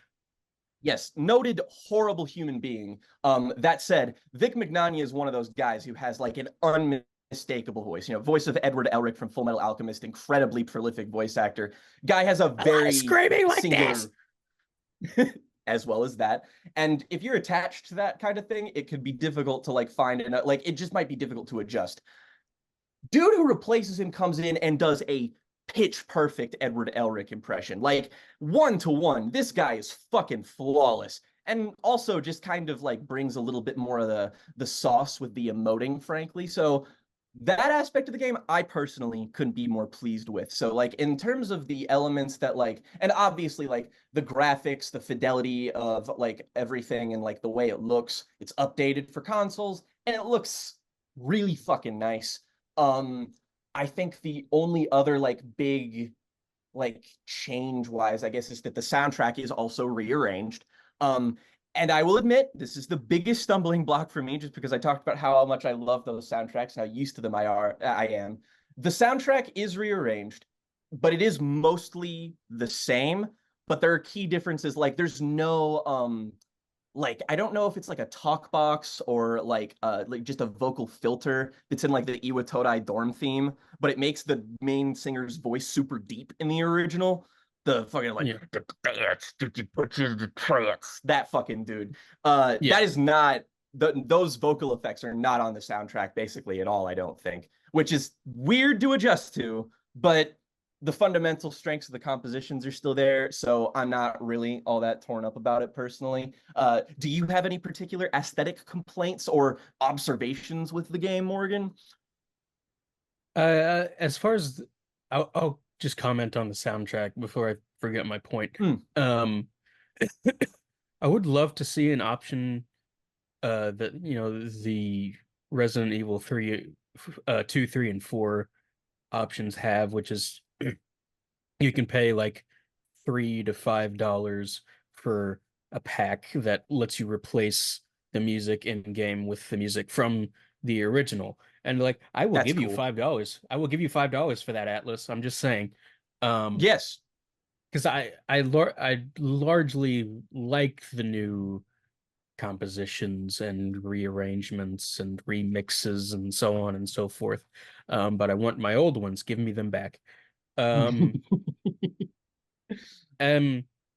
same cannot be said for the voice performances, which I will largely mirror your sentiments, and that this is just generally better, especially when it comes to a character like Fuka, who suffered a sort of similar fate to Rise in Persona 4, of just like being a good character, must by a voice actor that sounds like this kind of. There's a shadow coming up from behind. I know, bitch.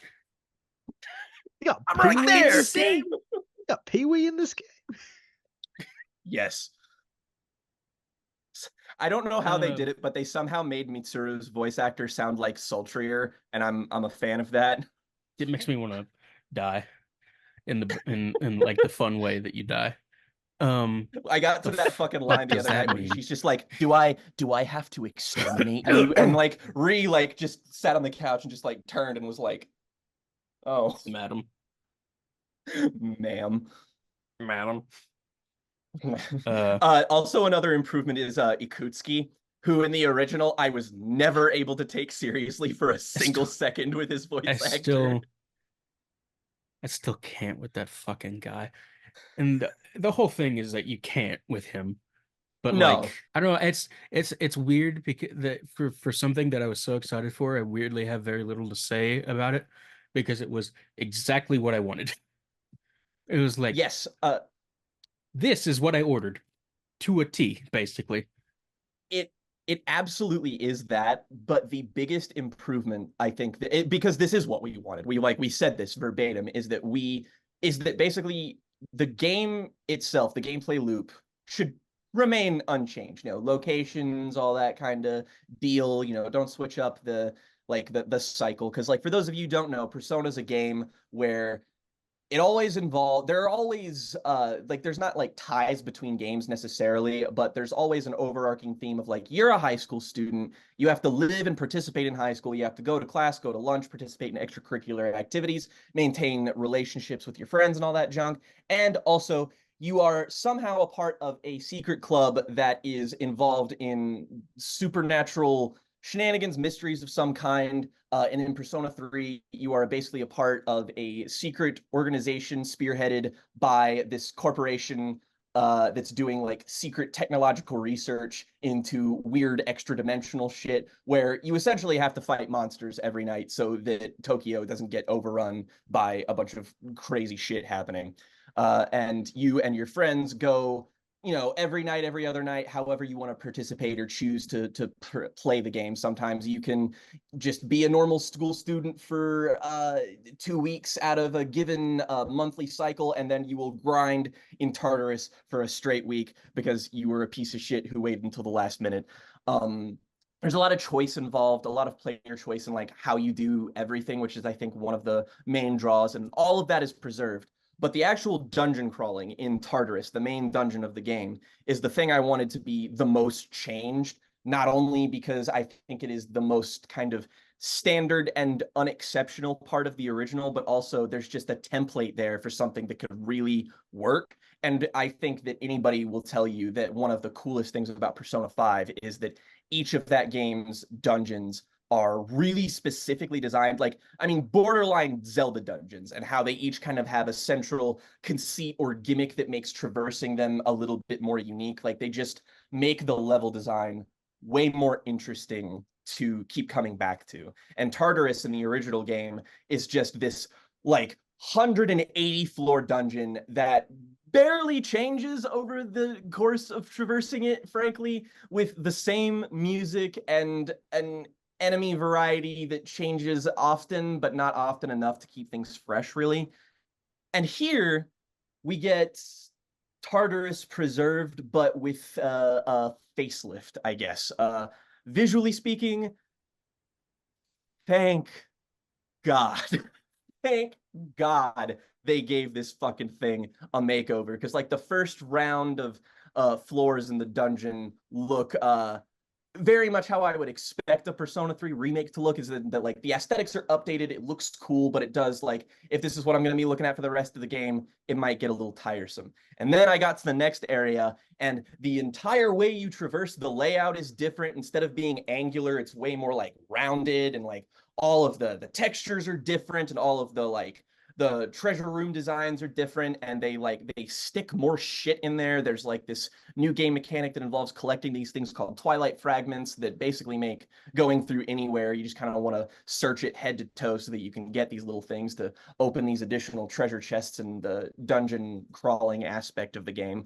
But like everything about it is just slightly better. The combat flows a little bit better. There are some new mechanics in there that do kind of speed things along and make things easier to get into. Like if you were somebody who hasn't played a Persona game before, this is absolutely super accessible. It, you know, like a lot of JRPGs, it takes a little while to get started, but you know, so it goes with these kind of games. But the way it throws some variety at you, and the way that it kind of translates the flow of Persona 5's combat into this, it gives the game mechanics a sense of like musicality and rhythm that make it not feel like you're just pushing buttons, which, you know, Tartarus was kind of intentionally a slog. There's a point to be made that it's sort of an intentional choice being made on the game's part, just because Persona 3 is about, broadly, you know, death, the passage of time, the anxieties that you get while trying to live a fulfilling life, while also trying to avoid the lingering omnipresent specter of death. And going through Tartarus is like, it's kind of supposed to be an obligation at some point in the game. But I feel like this takes that and removes all of the tiny little annoying things that were present in things like the PlayStation 2 version. So that's where a lot of the differences lie, and it's where they should lie, and I'm very, very happy because of it. Yeah, and as someone who's only played the PlayStation 2 version and only put like 5 hours max in the portable, like nowhere near really even the start of that game. You can control your party members in battle. Oh, Revelatory. you couldn't in the original Why, game. They were why, you had why to couldn't I? Why couldn't I do this you had before, to be Atlas? like, oh, set this command style to heal and set this command style to defense, and then they would just kind of do their own thing.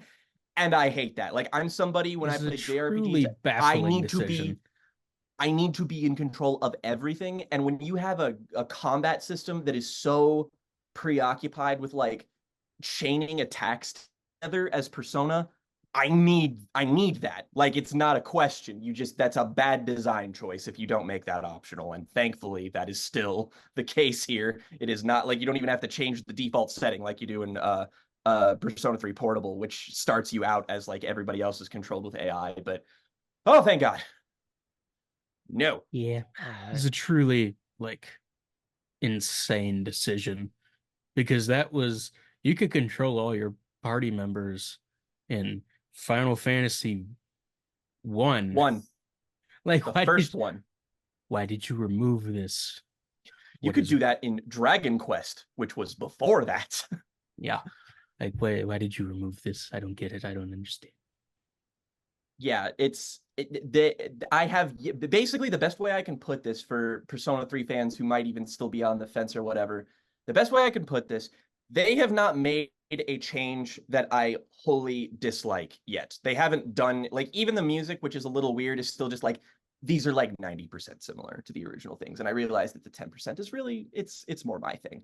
But it is very funny to start the game and realize that since I haven't played the PS2 version, it does feel like I'm playing a new game because I actually get to walk around in the environments and traverse them. So I'm like learning the maps over again. Like I know like Polonium Mall and the Iwatodai station, like it's the layout's kind of the same because the screenshot was the same. In Persona 3 Portable, they changed the game to be kind of a point and click interface.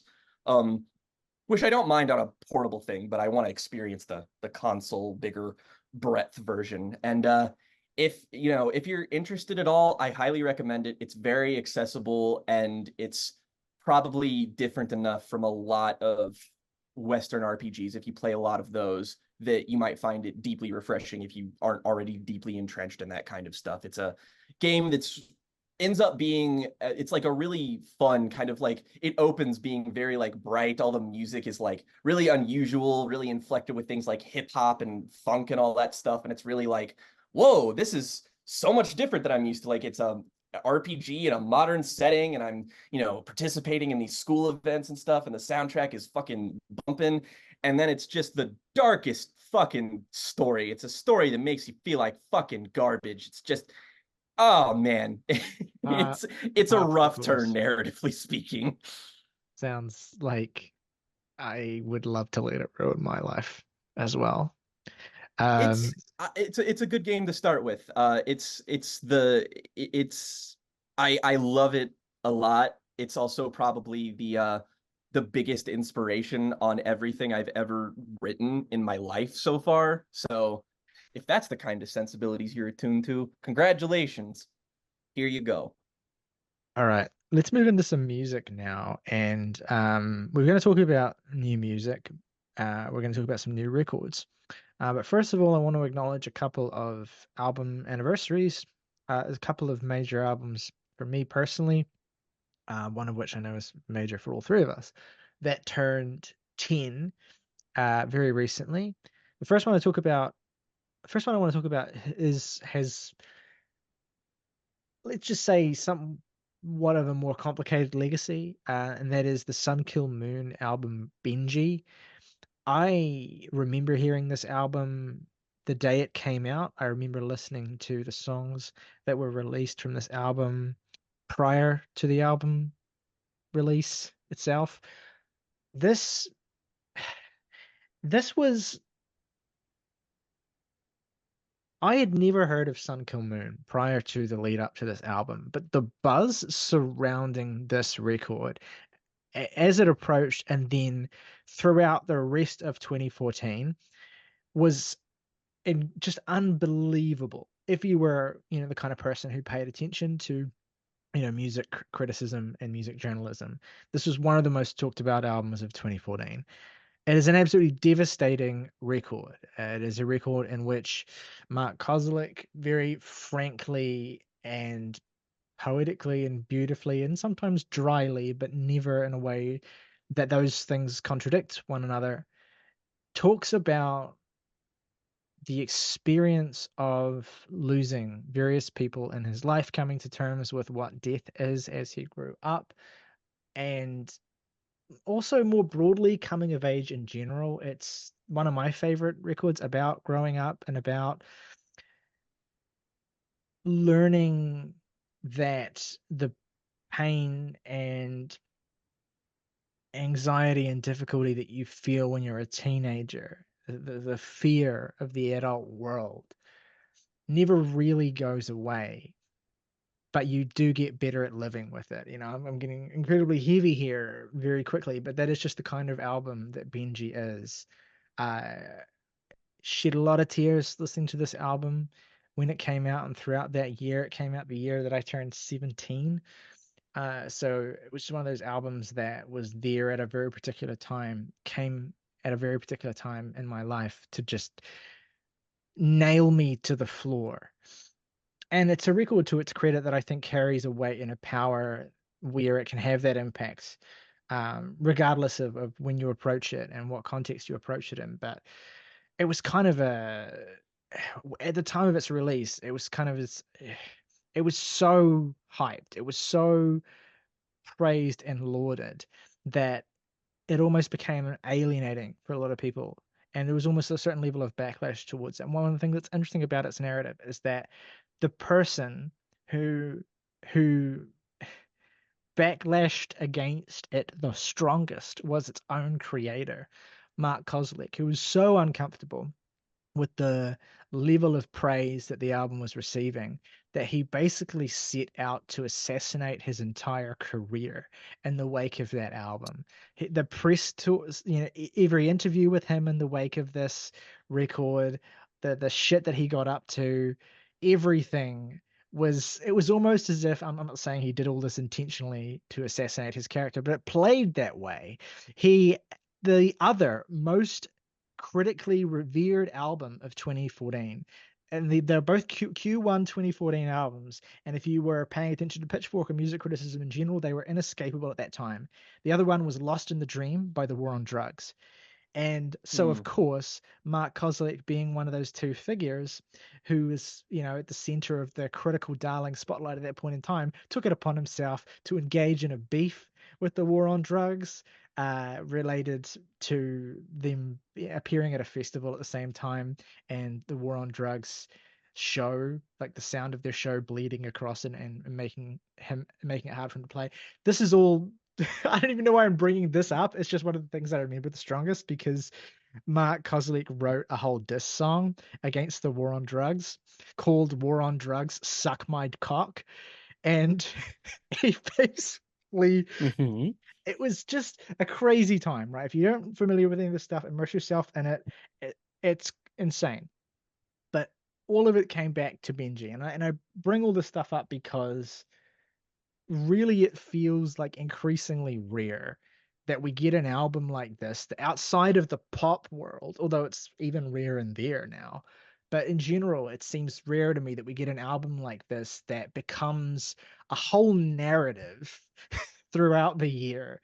The critical adulation that it gets, the response to that, the backlash cycles. It's a kind of event album that feels increasingly rare now. And one of the things, I saw a lot of people tweeting about it on its anniversary, and what was interesting is that the vast majority of those tweets were like, I don't care for this album. This album hasn't aged well. I don't enjoy listening to this. And to be fair as well, I've probably gone far too long in conversation about this album and its context to not mention the fact that, Mark Kozelek's not a great human being. Things have come to light about him in subsequent years. He's done some pretty awful things. So, it's an album that carries a difficult legacy for reasons that are also, far, that are also, separate from Benji itself and the events surrounding it. But still, all of that said, for me, going back to this record, in seconds after it starts, I am flooding. I'm just gone. It's a really affecting album, I think. And here's the thing I kind of want to just sort of emphasize is that a lot of albums have come out in the wake of this, and they, without trying to say they've trying to do what Benji does, it's just that there've been a lot of records that come out in the wake of this that interrogate grief and loss and these really primal human reactions to pain in a way that, you know, is similar to what Benji does. I'm thinking of records like Carrie and Lowell. I'm thinking of records like A Crow Looked at Me. Those are records that exist in the shadow of Benji. And it's not saying that they owe it to that or that, you know, they're inspired by that. Although Phil Elverum did say he was inspired by Benji while writing A Crow Looked at Me. But the point I'm making is that that record, I feel like, contextualized a lot of the ways that singer-songwriters from a variety of backgrounds approach this kind of subject matter and this kind of confessional folk singer-songwriter style. Again, I'm not saying he's the first to do it, but this album was so big at the time that its influence loomed so large over so much of this particular brand and style of person with a guitar speaking very frankly about really difficult personal, you know, narratives and things that they've gone through. So yeah, it's a really important record in that respect. I would say it sets such a tone, and one of the things that I think separates it from all of those albums that followed it is the fact that the person writing these songs is a really ugly person who is presenting himself in a very vulnerable and sometimes ugly way.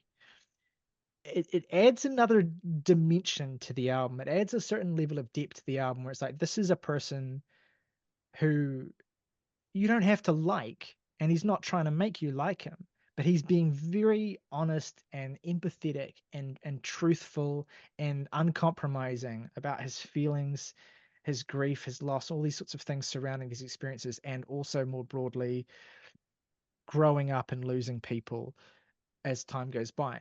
And I don't want to reduce him by just saying a word like complex, but yeah, he is complex, and his complexity adds so many layers to this album. I think it's a really special record. It's a really difficult record.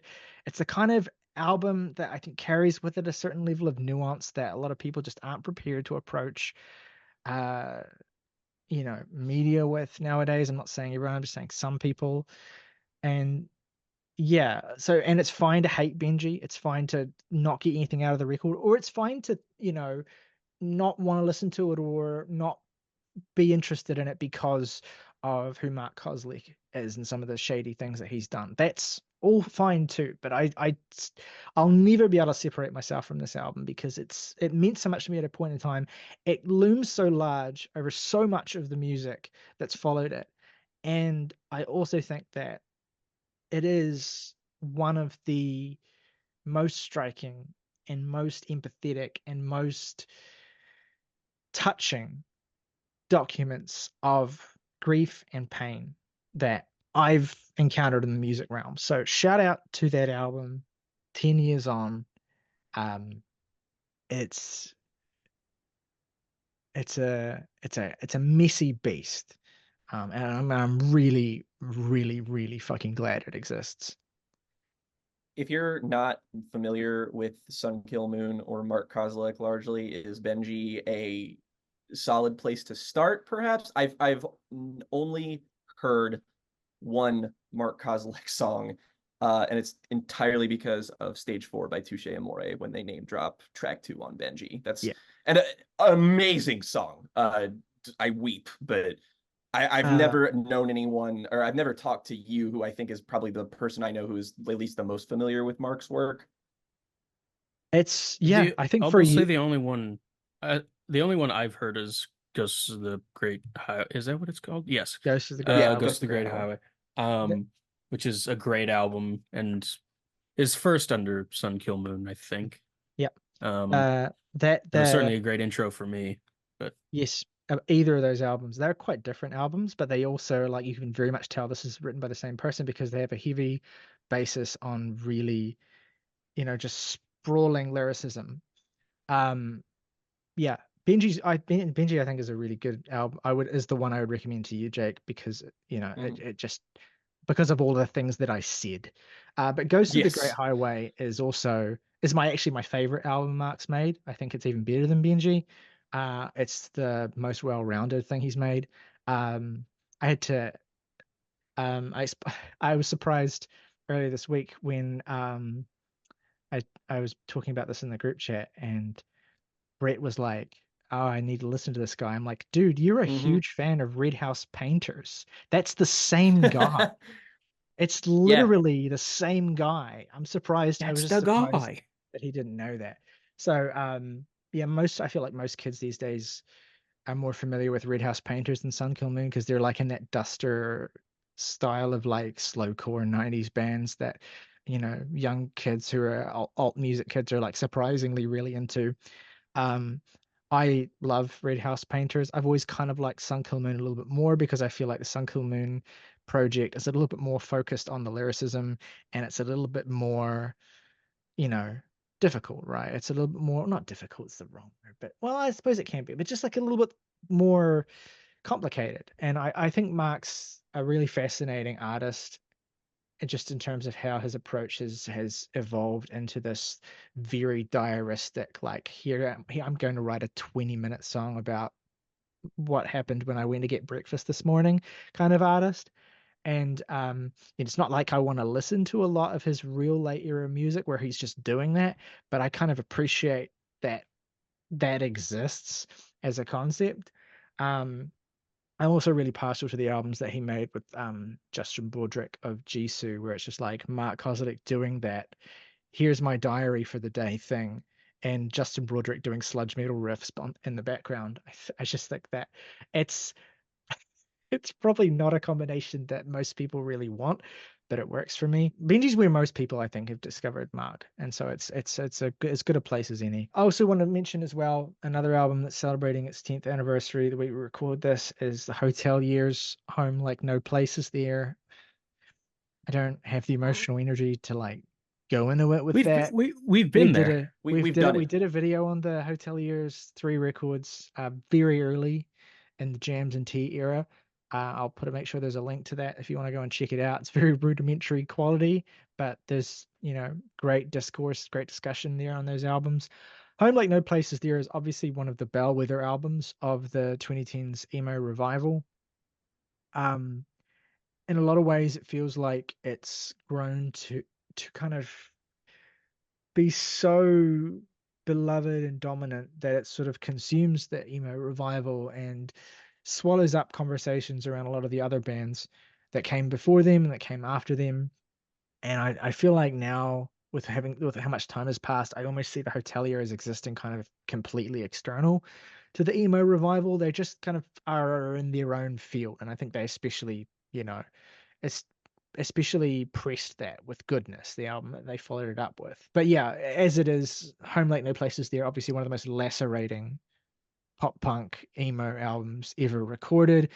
Incredibly visceral lyricism, stunning vocal performances, a distinctly emo sensibility in terms of the writing style and the way that it approaches its incredibly heavy themes of suicide, themes of depression, themes of gender dysphoria, themes like really heavy material that's written about in a way that will feel very familiar to people who listen to a lot of emo music, but also has a particularly literate and lacerating quality that I think separates Christian Holden, always has. It's a great album.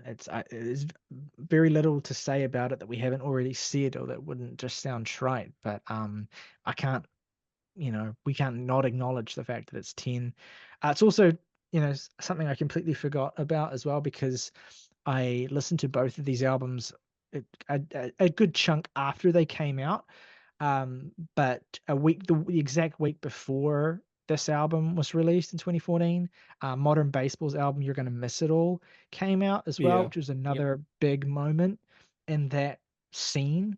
and the emo revival scene at that time as well. That was a kind of big breakthrough album for them too as well. So, you know, we're going to be tracing through a lot of anniversaries like that, I think, over the next couple of years as well, because 2013 to 2015 was really where that was really the kind of peak era for that particular revival period. So yeah, both great albums.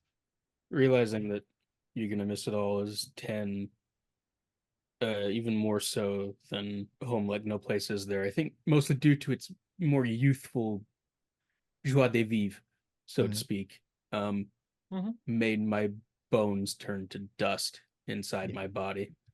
Yeah, it's funny, right? Because Modern Baseball and Hotelier have kind of very similar trajectories. Yeah. Like three albums. Disappearing after 2016, after Yeah, 3 albums. only 3 albums. Yeah, one, the second in 2014, the third in 2016. The same kind of progression as well. I mean, Holy Ghost isn't as big a departure from Miss as Goodness is from Home, but you know, Yeah.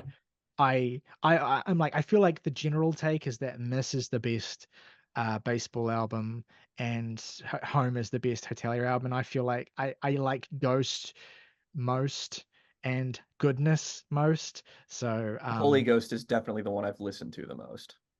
yeah, I mean, Hiding, eternal fucking amazing song. yeah. So a big ups to both those bands, both those records as well. Modern Baseball, I think, are firmly broken up, and we'll probably never get music from them again. I have been shouting out Jake Ewell's music as Slaughter Beach Dog in recent years, which is great, although very different. Nothing like the Modern Baseball music. But the Hotelier are still together. They still play live occasionally. I would be amazed if we ever get another album from them. But you know, it's just I still wouldn't write it off completely. You know, like I don't feel like that door is quite fully shut yet. And it's not just wishful thinking because I'm pretty sure Home is one of those few illustrious records that's a 10 from all of us. So yeah, it's a very contextually important record for us as well. Yeah. I don't even know. I will absolutely not complain if we get another Hotelier record, but it's kind of one of those things where it feels like the arc of the band across those 3 records was so perfect. It's like the story just ended perfectly. But we'll see. I'd be okay if they never did. Like I'm not hurting for more music from them. I'm not ungrateful. We'll see what happens. But yes, beautiful records. If they mean something to you, let us know in the comments below as well. Great counts. I want to acknowledge a couple of album announcements this week. One very big, and one not so big. Very small. No, they're both big. And that album is, of course, Kim Petras's Slut Pop Miami. It's not called Slut Pop Miami. Whatever the fuck it's called. The third Hotline Miami game. Yes. Slut Pop New Vegas. Slut Pop San Andreas. If someone please make a Photoshop edit of that, I'm actually begging for it. Okay, and also, you know what? It is absolutely called Slut Pop Miami. I was not wrong. Okay. So I want to acknowledge this actually. I didn't have it written down, but you've reminded me it exists, and so I'm going to say a few things because I've talked about Slut Pop in the past. It was one of our worst albums of 2021, I think it was. 22. Okay. Same year as always, so it was 22. Yeah, of course, that's how I remember. What do you mean? We do a weekly music podcast. Of course, that's how I remember things. No, you fucking kidding me? Yeah, it makes sense. Yeah, of course, because it was a worst album and best album. Yeah, I get it. So Slut Pop came out and we trashed it multiple times, I think. I definitely went in on why I loathed that album, EP, whatever, like at its core. And I probably over explained myself because I didn't want people to get the impression that it was coming from a place of a curmudgeonly, this is too vulgar, and then singling out younger people in general. But there's You aren't pearl clutching. There's a lot of people online nowadays of a younger variety who do tend to feel that sex is overexposed in media. And I'm not saying that's a stupid opinion, although it's one that I don't agree with. I'm just I saying am. that, I'll say yeah, it. I'm just saying that when I criticize Kim Petras for the Slut Pop anthology, I'm not coming at it from a place of this is bad because it's too vulgar or too explicit or too sexual and we need to like it's devaluing sex. Can't believe I just said those words. No. What I'm coming at it from is that Kim Petras is the wrong person to be doing this. And this is the thing, right? So here are some of the songs on Slut Pop Miami. Gag on It, Fucking This, Fucking All That, right. Banana Okay. Boat, Rim Okay. Job, Cock Blocker. I mean, that's not even a double entendre. Again, I'm not saying these songs out loud to say, haha, these are stupid song titles. I'm making a point about Kim, which I'll get to. But Slut, which is with Slut with two T's, Head Oh, Honcho, thank God. Head Honcho, and Whale Cock. And so my point being, there should be no reason for me to see a track list like this and roll my eyes. I should be getting like, this is the thing, right? Is this should be stupid and fun and funny. And Kim Petras is the wrong person to be making a song called Head Honcho because she doesn't not only does she not have a sense of humor, or at least that she's not able to kind of convey a sense of humor or a sense of comic timing or a sense of comic ability, she doesn't have a personality in the first place as an artist. She's not able to artistically convey anything other than no, she's not able to artistically convey anything. She's one of the most uninteresting artists. It's frustrating for me, right? Because we all want to see more trans representation in popular music, and we all want to see more expressions of sexuality through a trans lens that are unfiltered, and we want to see an embrace of that.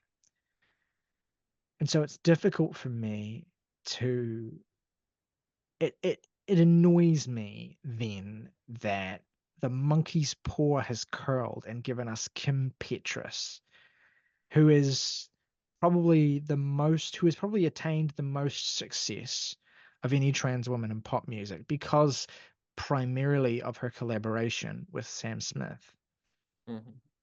and has done precisely nothing with that, has Not a thing. delivered precisely no sauce, precisely no bops, precisely no vibes, precisely no bangers, has just stalled the engine completely. And that, to be fair, she was doing this before she had a hit.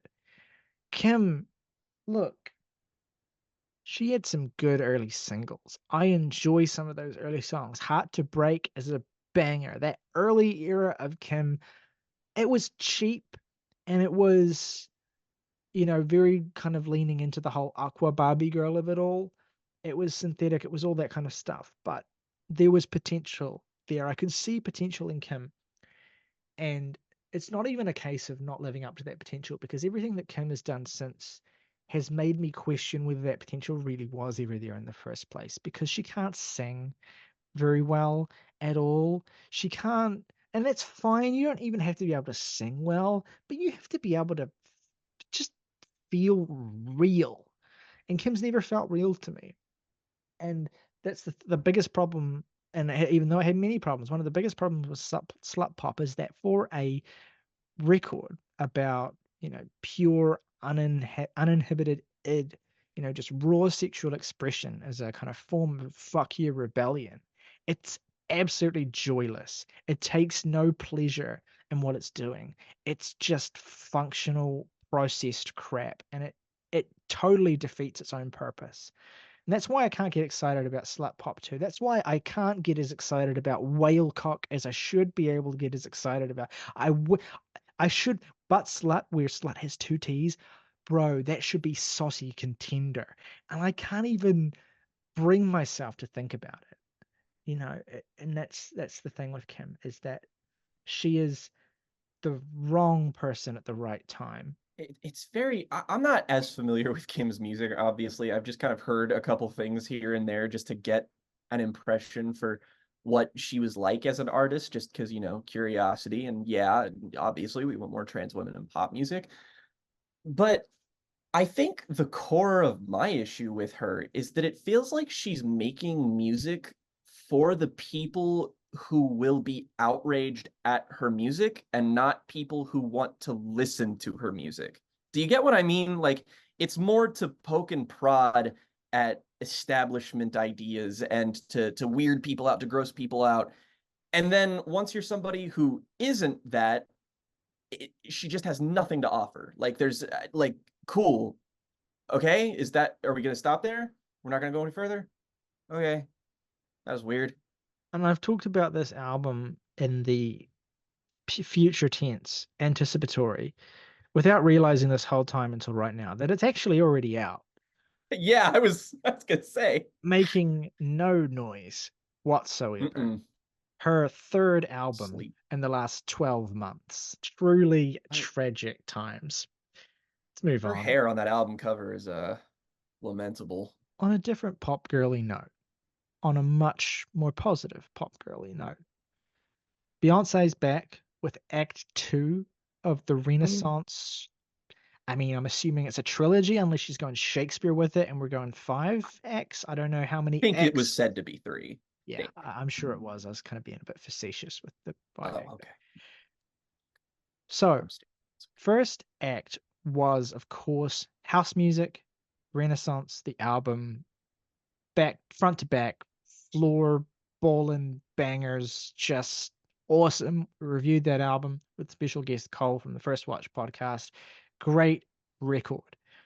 And so this apparently the rumors that Beyonce would be taking each installment in this trilogy in a different stylistic direction. Apparently that's been in the rumor mill for a while, but we got confirmation recently that, you know, it was cowgirl time. Get your 10-gallon hats because we're going to Nashville for Act 2. And we got the release of 2 new songs this week, Texas Hold'em, and I've already forgotten the name of the other one. 16 Carriages. That's right. Okay. 2 new songs, Texas Hold'em and 16 Carriages. First of all, the songs themselves. I like 16 Carriages. I think it's a solid song. It's not amazing. I'm not in love with it. I wish I enjoyed it a little bit more, but it's fine. Texas Hold'em, I don't really care for at all. I don't have much to say about these songs. Jake, do you have any thoughts on the songs themselves? I think I'm probably hotter on 16 Carriages than you are. I think this is for what this is conceptually, because, you know, Beyonce's dabbled in like a country song here and there on stuff like Lemonade, for example, like Daddy Lessons being the one that I'm thinking of immediately. One of my favorite songs she's ever made, frankly. And 16 Carriages, in my opinion, it feels like the carryover and a building upon ideas that she's tread upon before. And I feel like that this is executed with a bit more of a hybrid approach that makes it feel like, you know, only Beyonce could make a song like 16 Carriages, I feel. With Texas Hold'em, not so much, frankly. There's just, with her being so close to dropping Renaissance, it's very strange to me that this doesn't really feel like it doesn't make me feel like I want to move to it. And I know it's not like, you know, it's not as like straight-laced dance pop as like the Renaissance stuff, but like that's still like the end goal of what Beyonce's music is to get you like, you know, excited, moving around, all that kind of shit. Maybe not Lemonade, but you get what I mean. But it just doesn't animate me or feel like it's particularly alchemical, just because the notion of Beyonce making a country song or country album is tantalizing, both because I know she can do it and also because I know that she can do it in a way no one else can. And Texas Hold'em just strikes me as weirdly pedestrian for her, and I'm not sure what to think of that. Like, I think maybe the first song of hers since like her very, very early solo days. that I just don't feel anything from. And Beehive members, I'm sorry. I do not like early Beyonce's music. Her hits annoy the fuck out of me up until a certain point. But I still am confident that this album will still be like consistent and offer up some probably new cool ideas. But I'm also anticipating it probably being a little bit messier than something like the stark uniformity of something like Renaissance. Mm. Yeah. Oh, look, and I'm willing to give the songs time to grow on me. I'm sure that they probably Yeah. will. Yeah, 16 Carriages is especially, I think, is a song I probably just need to listen to a few more times to really kind of fully click with. And of course, the conversation surrounding these songs has been dominated by the feverish demand from fans that these songs get played on country radio. And I want to talk about that briefly because a couple things. First of all, uh, I one of the things that's interesting about country radio, right, and country music in general, what we think of it is that maybe more than any other genre, it is the most strongly associated with a certain very clearly delineated set of aesthetic signifiers. Uh, Obviously, also it's wrapped up in a you know troubled and lengthy history and certain associations. You know. Uh, a kind of conservative American Southern tradition, I suppose. I'm not the best person to be talking on it, frankly. But country is It's just okay, Morgan like and I are, and you're right.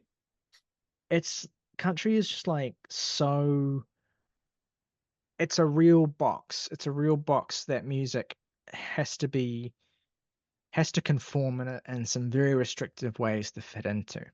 And I'm torn in two directions here because I'm the kind of person who doesn't, on the one hand, doesn't really care all that much for genre purity. And what I mean by that is I try not to. Anyway, I probably did when I was younger and more kind of full of myself, but I try not to get all hung up on whether something is this thing enough to fit into this genre. We've all done it. It's a thing that it's a trap that can be very easy to fall into, but ultimately I do think that when you get when you start going down the line of thinking, well, does this qualify as prog rock or emo or metal or whatever, you kind of just the end point of that is never constructive, I don't think. So Mm-mm. I try to avoid it. It ultimately just ends up being at best a distraction from the music. However, I recognize that the battle for from many of Beyonce's fans to have these songs recognized by country radio as being country, as being worthy, being played on them, is about more than just expanding the uh, boundaries of what the genre is. It's about also trying to shift the goalposts a little bit and make the country space more accommodating than it has been in the past. And so I recognize the importance of that. Um, if I were to be a genre purist, I probably would say that I don't really feel that these songs are country songs, though they wear country aesthetics fairly quite prominently. But then I started thinking about that and I was like, well, I'm just doing what I said I wasn't going to do. So where I come down is that these these aren't as much country songs as they are Beyonce songs. And Beyonce Mhm.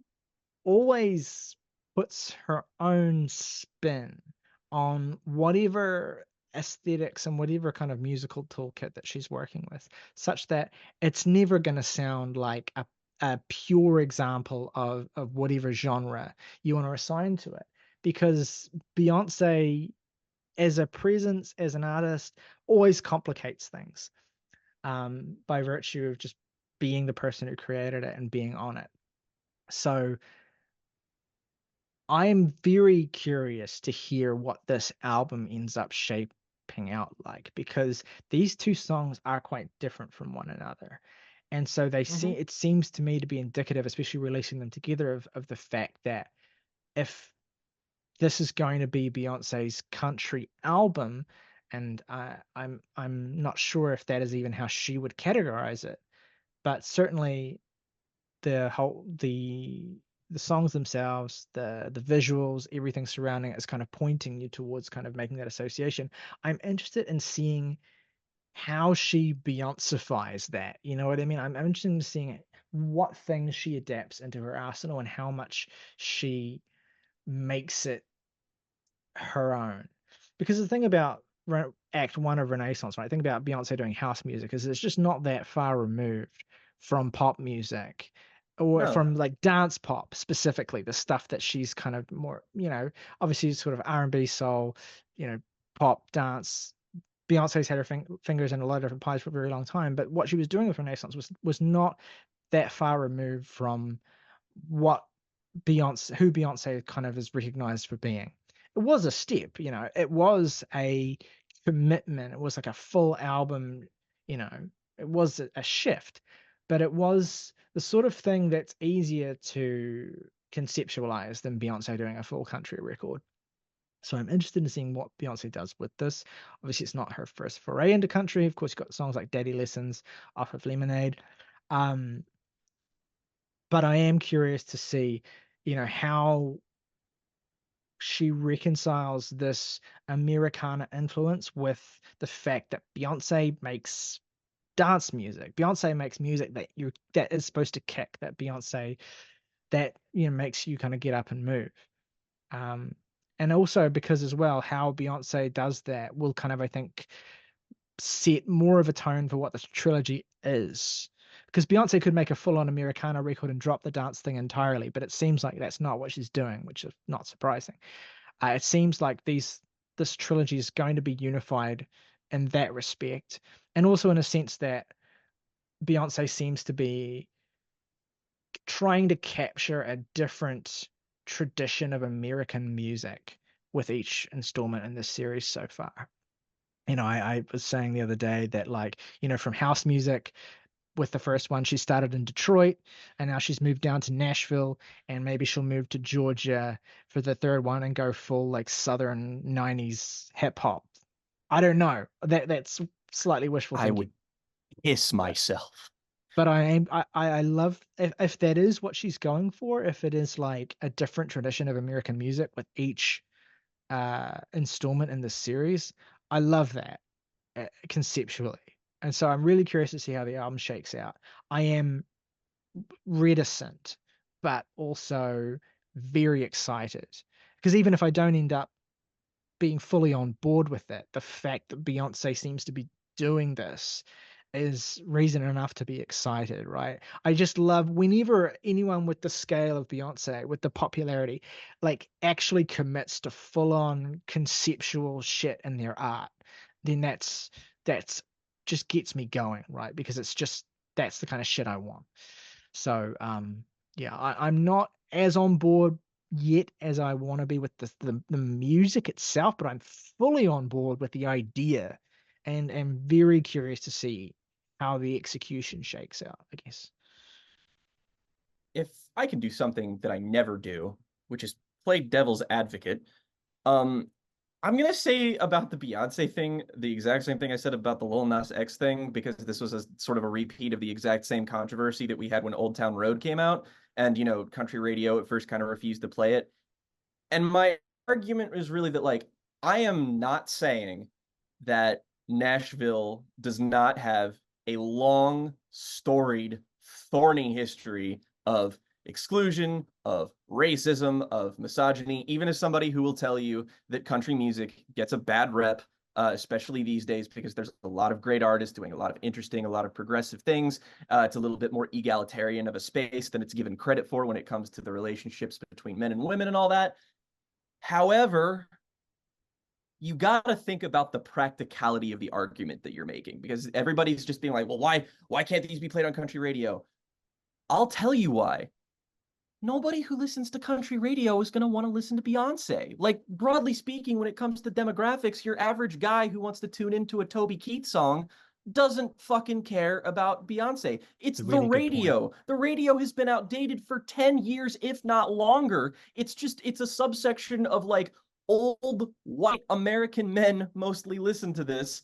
And if you do get Beyonce songs on country radio, what are they going to do exactly? Like, who is going to substantially benefit other than, well, even Beyonce wouldn't benefit from it because whatever numbers she's going to do outside of this are going to vastly eclipse whatever she's going to do on the radio to begin with. So like, I'm not saying that country music isn't bullshit and that country music isn't racist and that the institutions aren't bad, but I am saying that like, there's no reason to be upset about this at all. Like we have been known all of these things are true, and getting mad about it over again with these Beyonce songs, there's nothing being solved or talked about here that hasn't been solved or talked about before. It is very, very silly thing, in my opinion.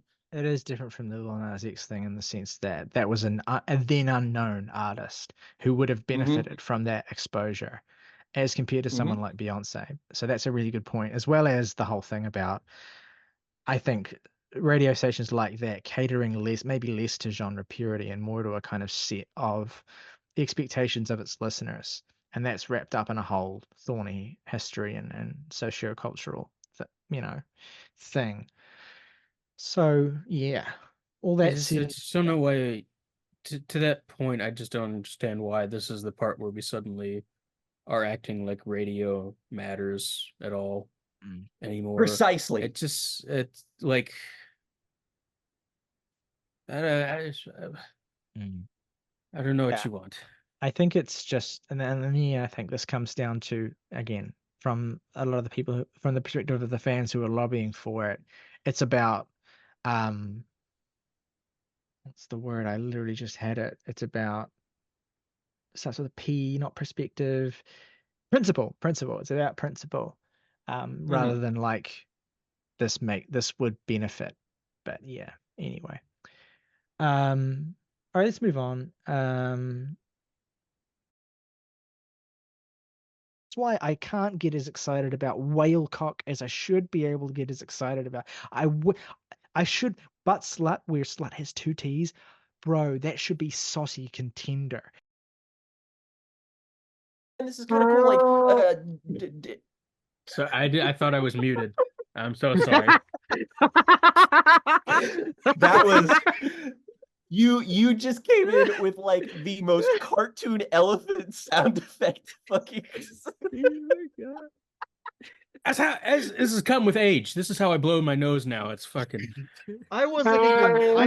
I don't sound any better. I had my browser up, and so I didn't see what was happening. I just heard that sound. I thought August was like playing a trumpet because like Jake was saying some shit about an album he likes. So it's like August like. Yeah, it would be exceptionally rude, wouldn't it, to just make a loud noise while someone was talking? Yeah. I mean, how embarrassing! It's funny. It cut the tension. I liked. We need more elephants, I guess. We need more elephants in this room. What I want to point out is that I've looked up a photo of the 2 gentlemen in MGMT, and they are both very white men. This is a suspiciously dark-skinned person on the cover of their first album. And I want to know. Yeah, I never thought about that. I want to know. Let's actually not even look. No. What did they do with him? What I just want to know if. Where is he? Look, I'm just asking questions here. I know. Just asking questions. I just want to know whether they might have been blacking up. Done a Justin Trudeau. Done a Trudeau. No, I'm just joking. It's very the contrast to the image is very poor. I'll just say that. Yes, so it's, Or if the man with apparently dark complexion disappeared in an incident that had something to do with the Federal Bureau of Investigation. I don't know. Are they involved? That's all I want to know. I'm just asking questions. Is the Central Intelligence Agency involved In America, Well, hey, man? look, there was a conspicuous shift in sound between those first two records. Perhaps there's more to that than just expectation subversion. Perhaps there was someone was Thank you. killed. Oh yeah. The questions I mean, we're look at their asking are, their names. where are the real MGMT? And Yeah, wait, why are these government psyops taking over? Yeah. Ben Goldwasser, you know what that sounds like? Goldwater. Barry Goldwater. That's right, the Republican electoral candidate. That's right. That's what I've you know who else was an electoral candidate? Justin Trudeau. You know who owns Justin Trudeau? The FBI. See, it's And all who links is together. this management anyway? Who is You this know, Yeah. I'm just asking questions. That's my right as an American. I appreciate transparency from my government. God damn it. Ben Goldwasser, more like Ben Goldman Sachs Ben, more like Investment Ben Bank. Watergate. And who runs the banks? I'm just saying, folks. Justin Trudeau. Justin Trudeau. I shouldn't say, even jokingly, I should not say who runs the banks that loud in a house where I'm not alone. They have Jews in New Zealand? Yes, we have Jewish people in New Zealand. I don't know. We don't really have them in Kentucky. Yeah. So Yeah, you know what else we don't have in New Zealand? The Princess Amedea phone. That's right, Star Wars Episode 1. Bow, bow, bow, bow, bow, bow, bow. It comes Princess with a who? landline. You can connect this and call your friends. Princess Amadeus? Rock me Amadeus. Amadeus. That is vacuum sealed in its original packaging. Mm-hmm. A piece of history. That's got to be worth thousands. A flip phone. There will be They some don't have- guy. There'll be They some don't have guy. phones in Star Wars. I don't understand this. There'll be some guy who's mad that I'm throwing Right. this around. Some guy who will pay you a lot of money for that. And his name, George Lucas. And his name, Justin Trudeau. He will also pay you for sex. Did he do that? I don't know. Wham! Was I talking about George Lucas or was I talking about Justin Trudeau? Who knows? Who knows? I don't know I myself.